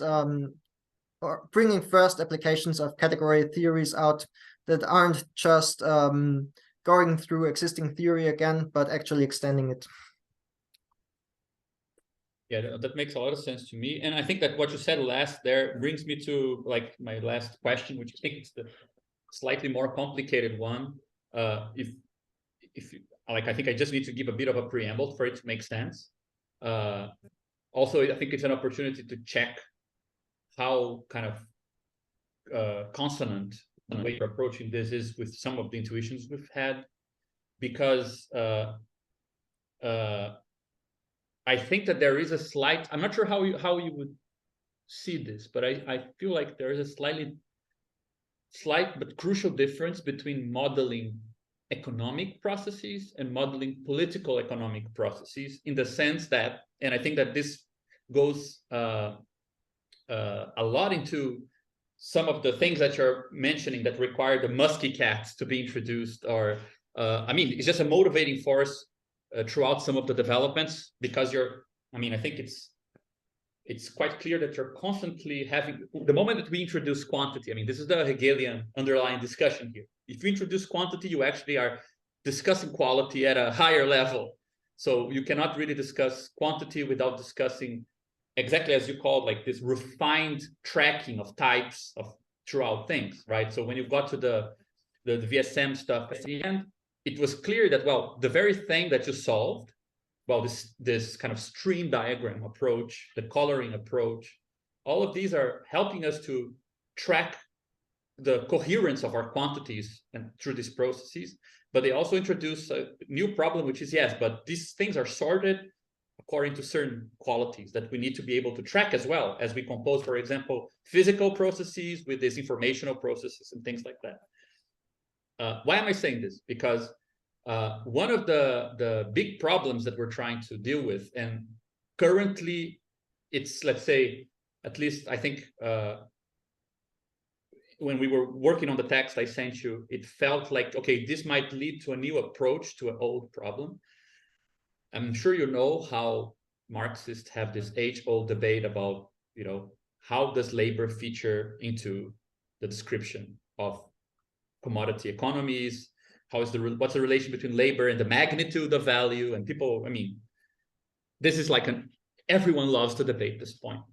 And one thing that we've been working on is the idea that, well, we didn't adopt the compositional point of view, first of all, because it is similar to the economic point of view. We adopted it because it's different, in the sense that it's more general, in the sense that production is a particular type of this process. So it would give us a more general language to describe processes rather than the economic one. So some things should be visible that are not visible when you simply use the economic language and formalisms that are meant to exist exactly within the boundaries of economic thinking. So that's the first way that I think for us, category theory appears as, let's say, a push from economy to political economy. We should be able to see things, conditions. For example, I think it's very clear that in your stream diagrams and further constructions, we can track waste and residue. We can track, quantities that are not productive quantities and are just moving in different directions. You still need to account for them. So you get a richer environment for processes. So I think it's a similar feel at that level. Category theory is giving us the compositional point of view, to use a simpler term, is giving us a larger kind of laboratory than the economic system we're looking into. So we can actually see politics where we're meant to only see economy. But then the issue is, what does it mean to see politics? What are we trying to add to this picture? And I think that one thing that I wasn't very clear how you're thinking through, and I think it's a good topic to measure the distances and proximities, is that for us, when you take this compositional / organizational point of view, which is how we're kind of calling what it is, let's say, politically, and in the sphere of people, what is the name of composition? It's something like organization, which again, it's nice because it also goes from natural processes to social processes. It has that plasticity. Well, one thing that you see is that labor power is in a very special place, where it's not true that, like other means of production, quantities of means of production come into that means of production, and that kind of gives you the value of those means of production and how its value depreciates as it's consumed. Labor power has a bunch of invisible aspects to it that are conditioning this unit, and it's the value of that quantity, right? So it's quite interesting, quite important for us when we track this expansion from economy to political economy, that this can be placed in terms of a kind of organizational discussion, where you can see that labor power is in a position where it's just, let's say, the part of the organization of people that gets seen by the economic world, because it's the only part of all these different processes and activities that can be typed in terms of value. So you can see it's kind of very much at the fringe between what is visible or what can be sensed by economic processes and what remains invisible, together with a bunch of other. So you have the actual activity of the laborer, which is not fully considered, right? You have social reproduction, you have a bunch of environmental issues. So there is something like this border that we're interested in also adding, right? So there should be a bit of a mismatch between how rich our compositional language is and the fact that from that organizational point of view, we can actually account for why economic language does not name everything that it relies on. Like that should be part of the theory, right? This is something we should be able to state with this, like to realize, for example, that, well, if in commodity production, only the ins and outs of commodities actually can, define the magnitude of value.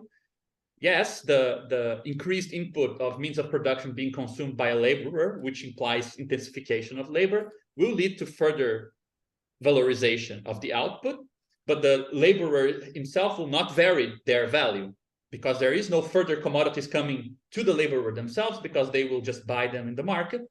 So there is some level of activity that is invisibilized from the standpoint of a language that only speaks value, so to speak, right? Like, I feel like that sort of discussion is very close to what you're aiming at, like what's kind of a collateral product of what you're developing. But I wonder if you have any intuition on that, because I mean, the point where I got like a bit of a shiver is, which I totally understand because you're developing something which is so cool. So I would want to see it everywhere, like, and find all the connections to it. But the moment that you said, this process here is kind of like how everything in the universe works. So we're kind of describing the whole universe here. And I mean, I think that in some sense, we would like to see a qualitative distinction between means of production and labor. So you see my point, like, how do we bring that dimension in? Because to me, that's how we bring politics in. I think that there is a strand of thinking today that says, no, ultimately labor is just another process of exactly this sort. So this is, let's say, the cyber communists, let's simulate, let's bring back central planning with better tools. Because ultimately there is no use for the fringe that separates means of production from labor. We just need a better system where we can account for all of that. And there is another approach that thinks that that fringe is actually productive, in the sense that not everything that labor does can fall within the same logic, right? So I think that, I just want to see how all these crazy things I'm saying I know your brain is turning too much. I'm probably helping that right now, but if there's anything that makes sense in that to you, and if anything kind of pops up. Yeah, I mean, that was a lot, but I agree with most of what you said, definitely. So I hinted at this, but I started thinking about this because I started to think about applications of category theory to economics. And one thing I, of course, thought about was, well, how does the entire economic process, how does it look like, and how can you kind of see it from the perspective of all these small processes? Which is not to say that you can kind of understand the whole economic process just through you can just kind of numerically reduce it to all of the smaller parts, but just how can you understand it conceptually as composed of lots of small processes? And one thing I was thinking about in particular was I actually tried to do this in February, was just try to find a clear and thorough justification for the labor theory of value, coming from the assumption that basically all the energy that we use is in the end comes from the sun, or from fossils, which in the end also derived their energy from the sun. So we basically have Earth, and Earth obtains most of its energy from the sun, and that is the precondition for life.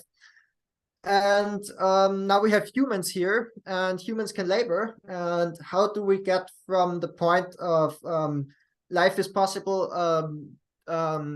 through sunlight to humans? Humans can labor and can change the environment, and so on and so forth. And through this, somehow value becomes measured, or value corresponds to labor time, or and this was this was a question. I thought a little bit about it, but whenever I attacked it, I had difficulty trying to put it into a precise frame that wasn't just a tautology. So you can say a kind of tautology that, of course, the value of everything that humanity has created overall has to be measured in the time that is necessary to recreate it. That's kind of my completely philosophical, very high concept justification for the labor theory of value.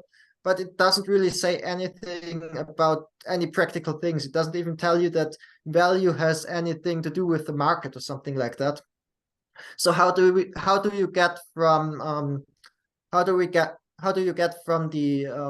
the whole existence of life through sunlight to prices somehow being determined by labor power? And whenever I thought about it, my thoughts went into 10,000 different special cases and special directions and such.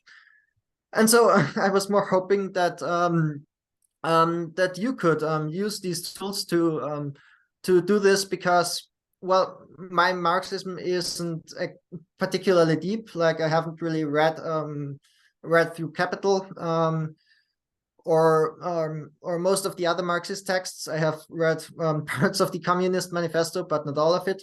I like most of the ideas, but I'm not particularly fresh on the theory. Yeah, but don't worry about that, man. Like, I mean, it's not like it's not a requirement, you know. Yeah, but I was hoping that kind of my conceptual mathematical understanding can be complemented by people who have actually who actually are more well read on these concrete questions, so that we can kind of derive this together. And now that you have told me about your project to reformulate capital in category theoretic language, that is pretty much what I was thinking about. So again, I think this is a great project, and I'm hoping I can help somehow with that. Yeah, so much for that.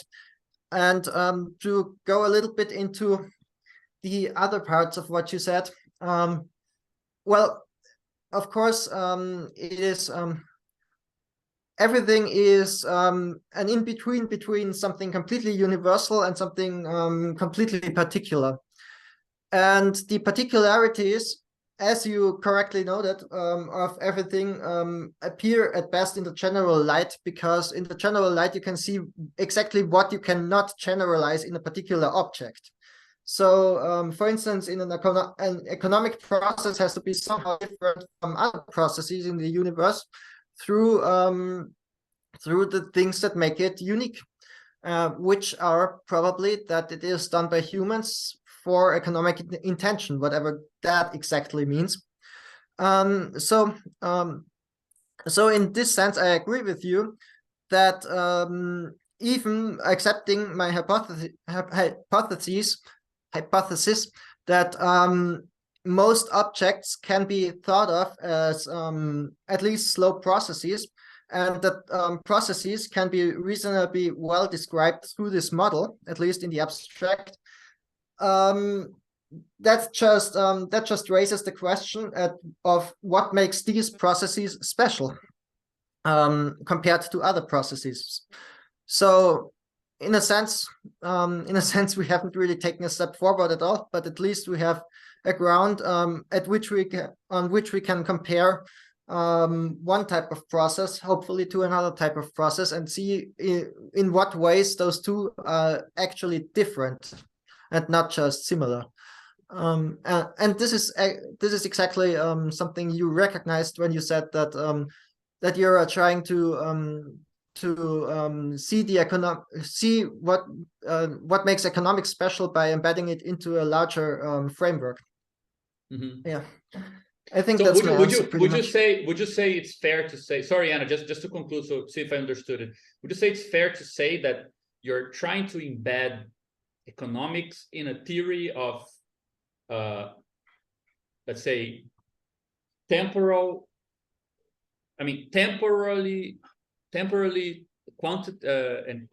quantitatively conditioned processes, right? I mean, that seems to be, and physics is actually a slightly smaller than that. So it is the process idea, which is the core idea, right? Would that be a fair description of how you're calling this general embedding?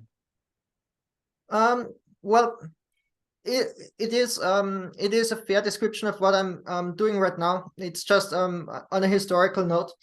I was originally just trying to describe economics, but I more or less stumbled upon this theory by trying to describe economics, and then I noticed, well, this doesn't really just apply to economics. This applies to all kinds of processes, and so I generalized from there on.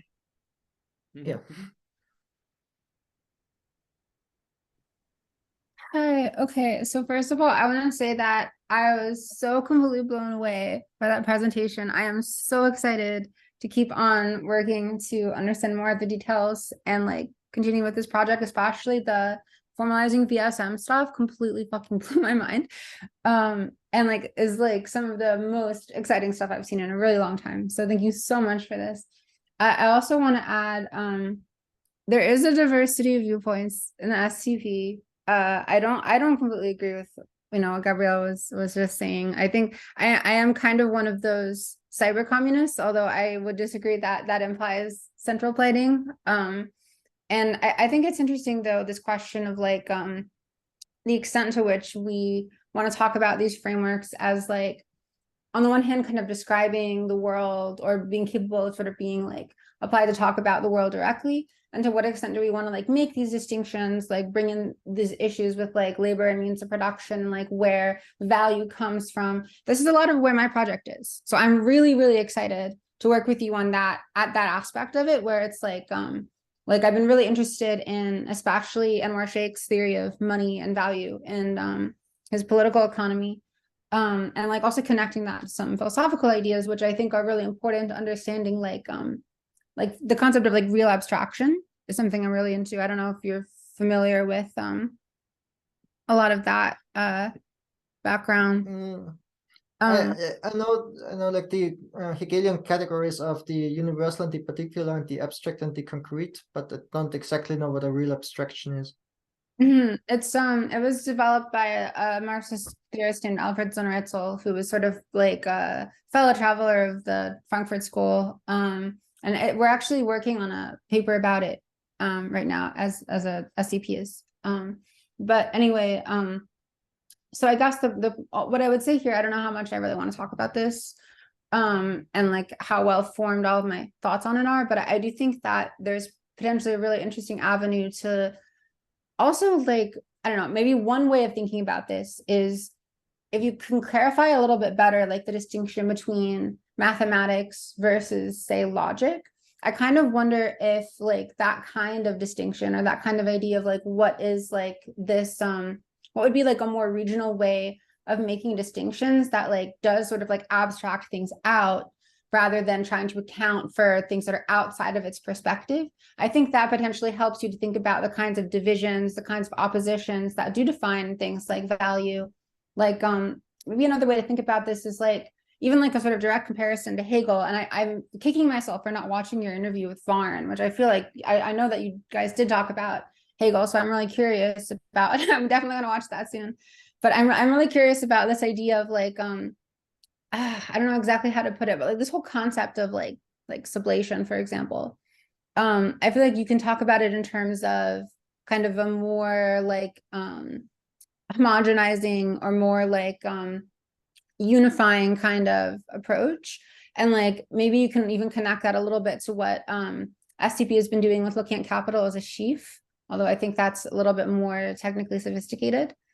And then kind of like looking at what you're doing with the dreamy cats, which I think allows for like, I guess maybe a more multivalent perspective. I don't know if you would necessarily agree with that characterization, but that's sort of the partially formed place where I'm kind of approaching this from right now, because I do tend to think about capital and ways of thinking about capital and like exchange value, kind of based on, you know, like some of SCP's work, but also just this general Marxist idea that it, you know, it's an abstraction, it's abstract labor, right?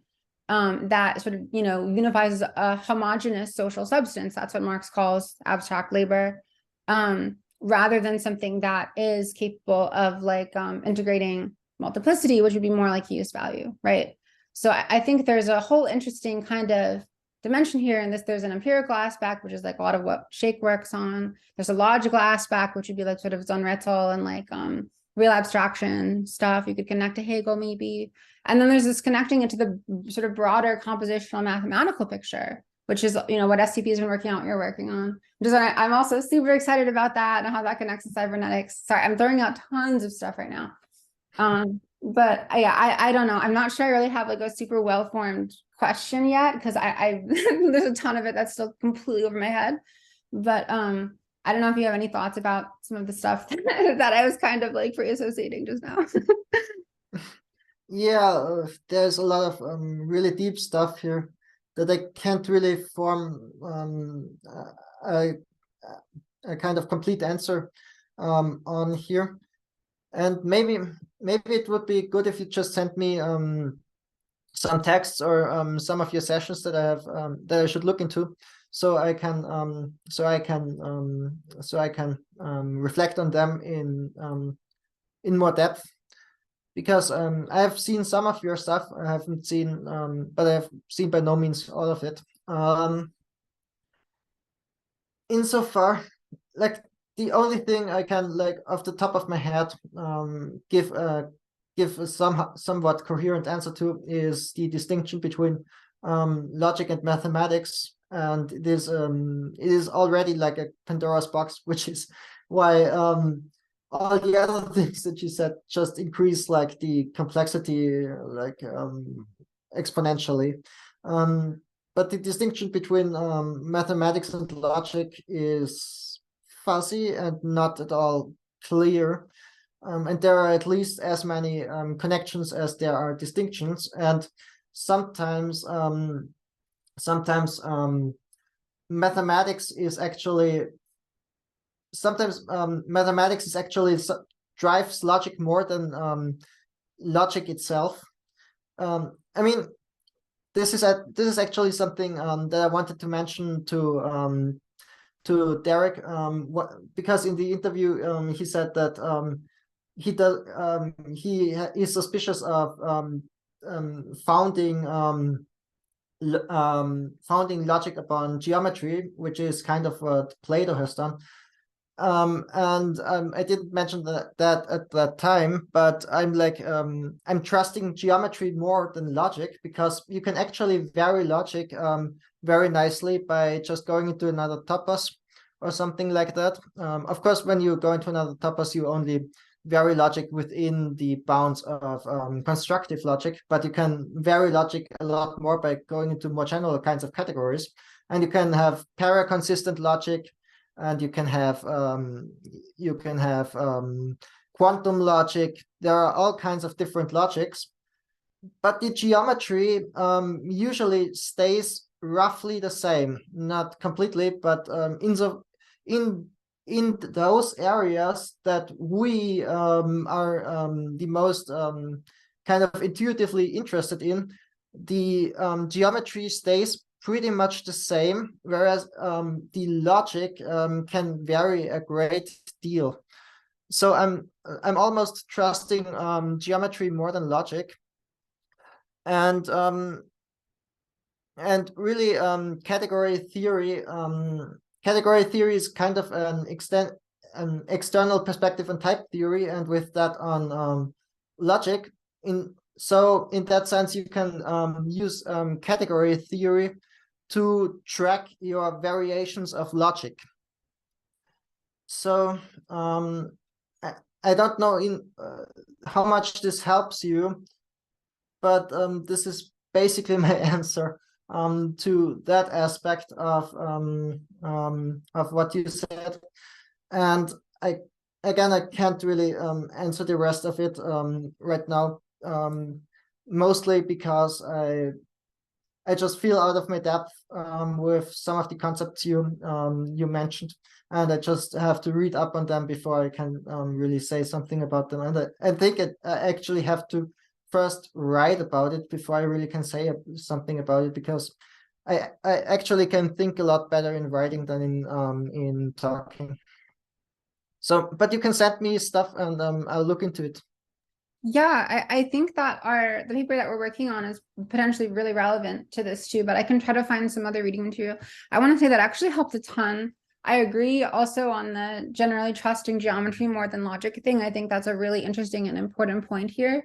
And I would also add what fascinates me about Hegel and Hegel's approach to logic is that he explicitly and like kind of expressly excludes mathematical formalism from his picture of logic.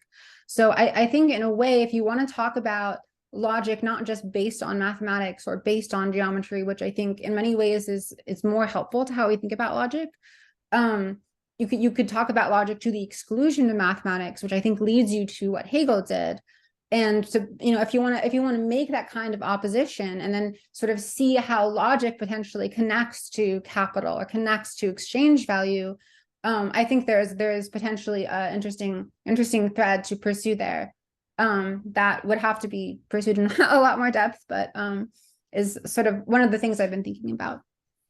Yeah, but I also want to say, on the other hand, that Lavea, I don't know if you're familiar with his work, and I'm pretty sure I'm mispronouncing the name, but Lavea, he was a Marxist, and he actually provided a calculus that pretty exactly formalizes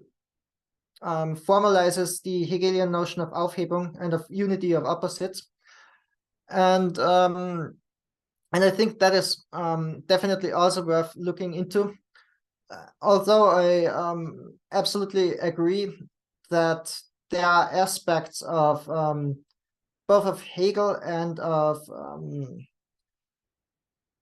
like greater logic in general that are not mathematical in nature, and that probably cannot be formalized in possibly any way that we can think of. But this is something that I can't really explain, kind of by the nature of it, because it is somehow not explainable. This is like this is something I've mentioned to Derek in private conversation, that there are fields in mathematics, these algebraic structures, over any prime characteristic and over characteristic 0, and there should be a field over characteristic 1, but there isn't.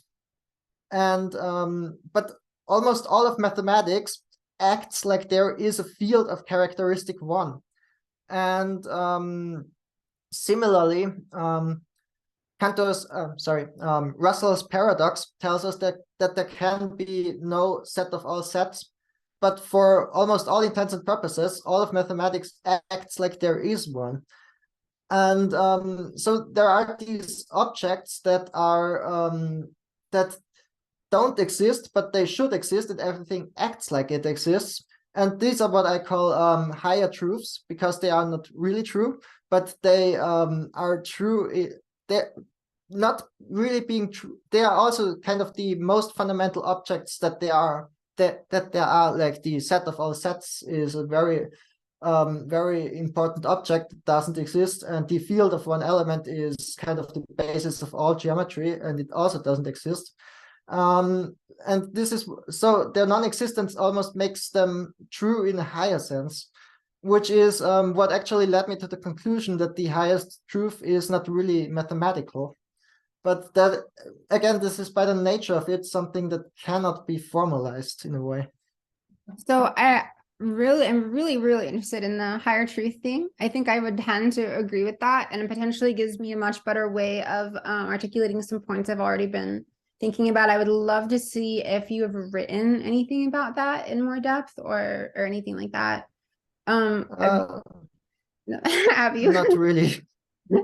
That's okay. Before I pass it off to Gabriel, one thing I would say about Hegel, though, is that I really like Stephen Holgate's reading of him, and that I think it's the most sort of fair reading would be that he's taking a strictly presuppositionless approach, which implies that for Hegel, and he says this explicitly in many places, that formalisms of a mathematical kind would be for him dogmatic, because they aren't presuppositionless. They're importing presuppositions and not sort of just letting thought think.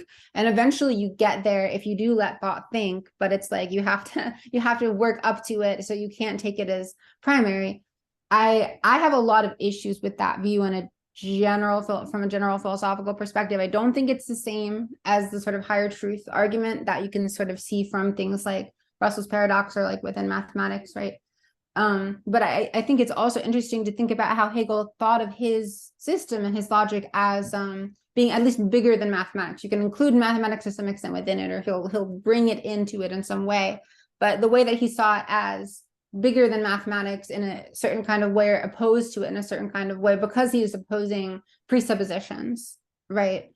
I think is sort of also more what I'm thinking of in terms of like how it can be distinguished from like mathematics proper. And Badiou has some very interesting stuff on this. Like, I love Badiou's chapter on Hegel in Being an Event, for example. I think is very helpful to thinking through this problem. Mm-hmm. I hope Gabriel isn't already annoyed, but I just wanna kind of reply to that, because my reading of Hegel, because I did come to Hegel from philosophy itself, and I came actually to him from mathematics. So of course my understanding of Hegel is very influenced by those thinkers that tried to apply him to mathematics, and in particular Lavere and Urs Schreiber. And in the understanding of Urs Schreiber, there is he actually starts from like from what one might call a place of no presuppositions, and tries to develop mathematics through the contradictions that Hegel outlined. And of course, and this is something that is obviously in Hegel, that he uses lots of mathematical notions, and he explicitly talks about mathematical objects. He talks about infinitesimals and continuity, and all of these notions can actually be derived by applying this process of Hegelian contradiction as formalized through Lavere to this kind of initial presuppositionless state of mathematics, at least presuppositionless insofar as you suppose that you suppose that the calculus of contradictions works. let's just say. So, but of course, I don't wanna claim that everything in Hegel is can be formalized within mathematics or anything like that. I don't believe that, and I don't think that's a useful way to look at Hegel. But I also think that there's definitely some connection between Hegel and mathematics, because again, he did talk about lots of mathematical notions, and he talked about them quite adeptly, I would say. I do think that the idea that of there being a method of contradiction would be something that Hegel would think of as a presupposition, and Holgate does explicitly argue this. Although I am really interested in Lavier's project, and I really should study it in more depth, because even if it's not like true orthodox Hegelianism or whatever, I'm not a Hegelian anyway. And I'm really curious to see, you know, what would happen if you did try to formalize a kind of Hegelian method, and how far you could potentially take that in various analytical directions. Yeah. Yeah, I mean, I can send you stuff, of course, if you like. I think this is a good segue to what I was gonna ask, which is something totally different. But I mean, just as a, since you both are interested in this, have you guys heard of Uwe Peterson? Uwe Peterson. The guy who wrote 3 books called Diagonal Method and Dialectical Logic. It's like 800-page long books on mathematization of it. Peterson. Oh my God, but is this the guy who did the NLab formalization of Hegel's logic? No, that's Urs Schreiber. No, that's Schreiber. Oh, okay. No, Okay. Does this guy also contribute to NLab? Or maybe I found him in a different place. But Yeah. I have not read his books. So, but this is really interesting. It's anyway, I would just thought of changing a bit of topic, because you mentioned earlier, I mean, I think we're closing off on time here, but just to have an opportunity to ask you, because I know you wrote for Sublation on the issue of nationality, internationalism, international organization, and so on. And I just wanted to know, like, currently, I mean, I'm not sure, this is even hard to ask as a question. I don't think it works very well, but so that's a particular question I guess you're interested in, the issue of closed versus open borders in a more pragmatic, realistic sense for the left, right? From what I read from your article, of course, there's more there. Just wanted to know, like, within a more immediately political kind of environment, what sort of things are you kind of interested in?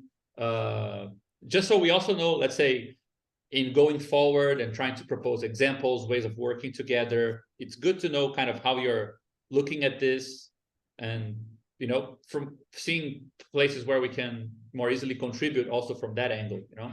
I felt your article was very interesting. Thank you.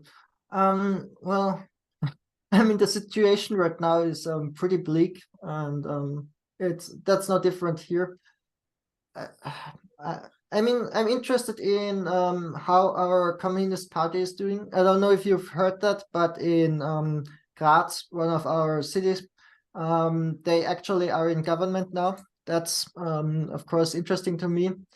And soon the elections will be here in Salzburg, and I'll be looking at that, and I'll change my address now to Salzburg, so I can vote here, because formally my address is still in Vienna.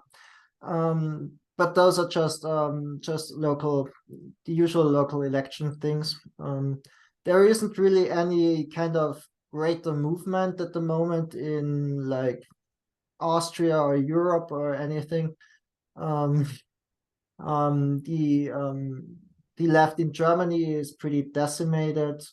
I mean, in spite of all that I have critiqued her, I have to say that Sarah Wagenknecht is at least she's at least an honest anti-war activist, and I'm of course it's not just like that easy to just say that you want to end the war and such, but I'm definitely against pouring oil into the fire and just giving Ukraine a blank check on weapons. And I'm hoping that there is that some resistance against that is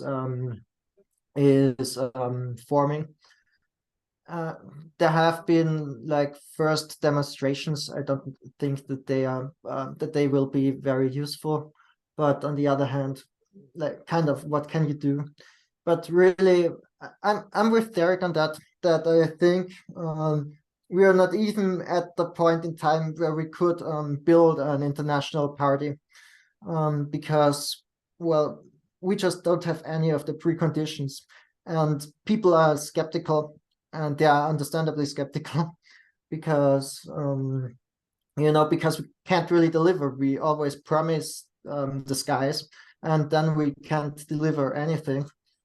And people have grown cynical. But on the other hand, one has to say that I don't hang out with many people, but of the people I hang out with, most of them are kind of like friends of a friend of mine who has gone down a very different path in life, and who is now working as he fixes rooftops and he builds rooftops and stuff like that. And so I don't want to say working class, because of course most people are working class, but kind of the more generally proletarian kind of people go in and out by him, and talking about them, about whatever, and sometimes communism comes up and stuff like that. And it's interesting to see, because they are all skeptical, they are all cynical in a way, but always the cynicism always runs like skin deep, and you can kind of penetrate it immediately. It's not even hard. But I'm just struggling to see what the sense of it is if we can't really provide them with anything. Like they have to see change in their immediate lives, because they can't afford like the audacity of hope or something. But I don't see that at this point, sadly. But yeah, sorry, because it's an interesting connection between internationalism and this theory of, if you're looking into different types of more political processes rather than economic processes, you kind of entered that domain, right? What does it mean to bring together political processes that are happening in different places? And how do you compose serially and in parallel? I mean, we have nothing in that direction, Yeah. Yeah, exactly. But this theory is also far from being like being immediately applicable at this point. No, definitely, yes, of course. Yeah. But just as in a kind of humorous conclusion for my part, at least, I just wanted to say, have you heard of a guy called Irving Fisher? Yeah, it rings a bell, but yeah, he was an American economist. And what I just felt like, if you ever need a nice kind of image to go along with a text on, streams and things like this, I'm just pasting here on the chat. He developed a hydraulic microeconomic model, like with actual like water going down pipes, and pipe at different widths and things like this. I mean, he was very specific about it. There were later Keynesian versions of it, but I used to study I used to teach a class at university on aesthetics of different economic modelings, and I always felt like he was a particularly interesting character to have like try to just give people a sense of equilibria based on hydraulics. So I mean, I feel like there is a nice ring to some of the ways you present things that might make this at least a humorous connection at some point. Mm-hmm. Yeah, that's interesting. I'm just on the Wikipedia page, but I'll look into it more later. Sure. But yeah, and of course, I'm kind of thinking about these quantities like water. I mean, like yeah, I fluid, see you use a metaphor at some point. Yeah. Yeah, I'm saying streams and so on. Yeah. Yeah. No, so I find it was a cool connection. I mean, and more people other than him went that direction. Like, so it's not, it doesn't have like a strong characterization that it's like a, you know, utilitarian approach. It's just a nice, you can see it's a nice place to go to think about economic flow, right? And like on my part, just kind of in the role of mediating this conversation, I just wanted to also let in the recording for others to hear afterwards that we still haven't really decided on like the schedule for the next meeting. So we'll update people on that once we talk after this meeting, and we can find a proper schedule there. Also invite you, man. Like, I think that there's so much that is in common between what you're working on and many of us are working. So please feel free to join us, you know, and we're always meeting on Mondays. So if you feel comfortable with this, even though I know it's late for you, please come along. Let's, you know, melt our brains together, I guess. And thank you so much, man. It was really, really useful and really, really interesting today. I hope we can, I'm really curious to see what Victor is going to write about it, because he knows absolutely zero about all the things you mentioned. So at least you'll get like a long list of interesting questions from somebody who's, you know, just a stranger to these fields, even though he's like ridiculously bright. So I'm curious to see what he will do. Shout out to Victor if you're listening to the recording. Good luck. Yeah, and I mean, I'm not sure if anyone has like a final remarks, but yeah. Yeah, just thank you again for presenting. It was incredible, and looking forward to the next iteration of these meetings. Well, thank you for having me. It was fun. I'm pretty exhausted, but it was definitely fun. Great. Okay. See you all. Hope you have a good end of the night, Fatima. Go to sleep. See ya. Bye, guys.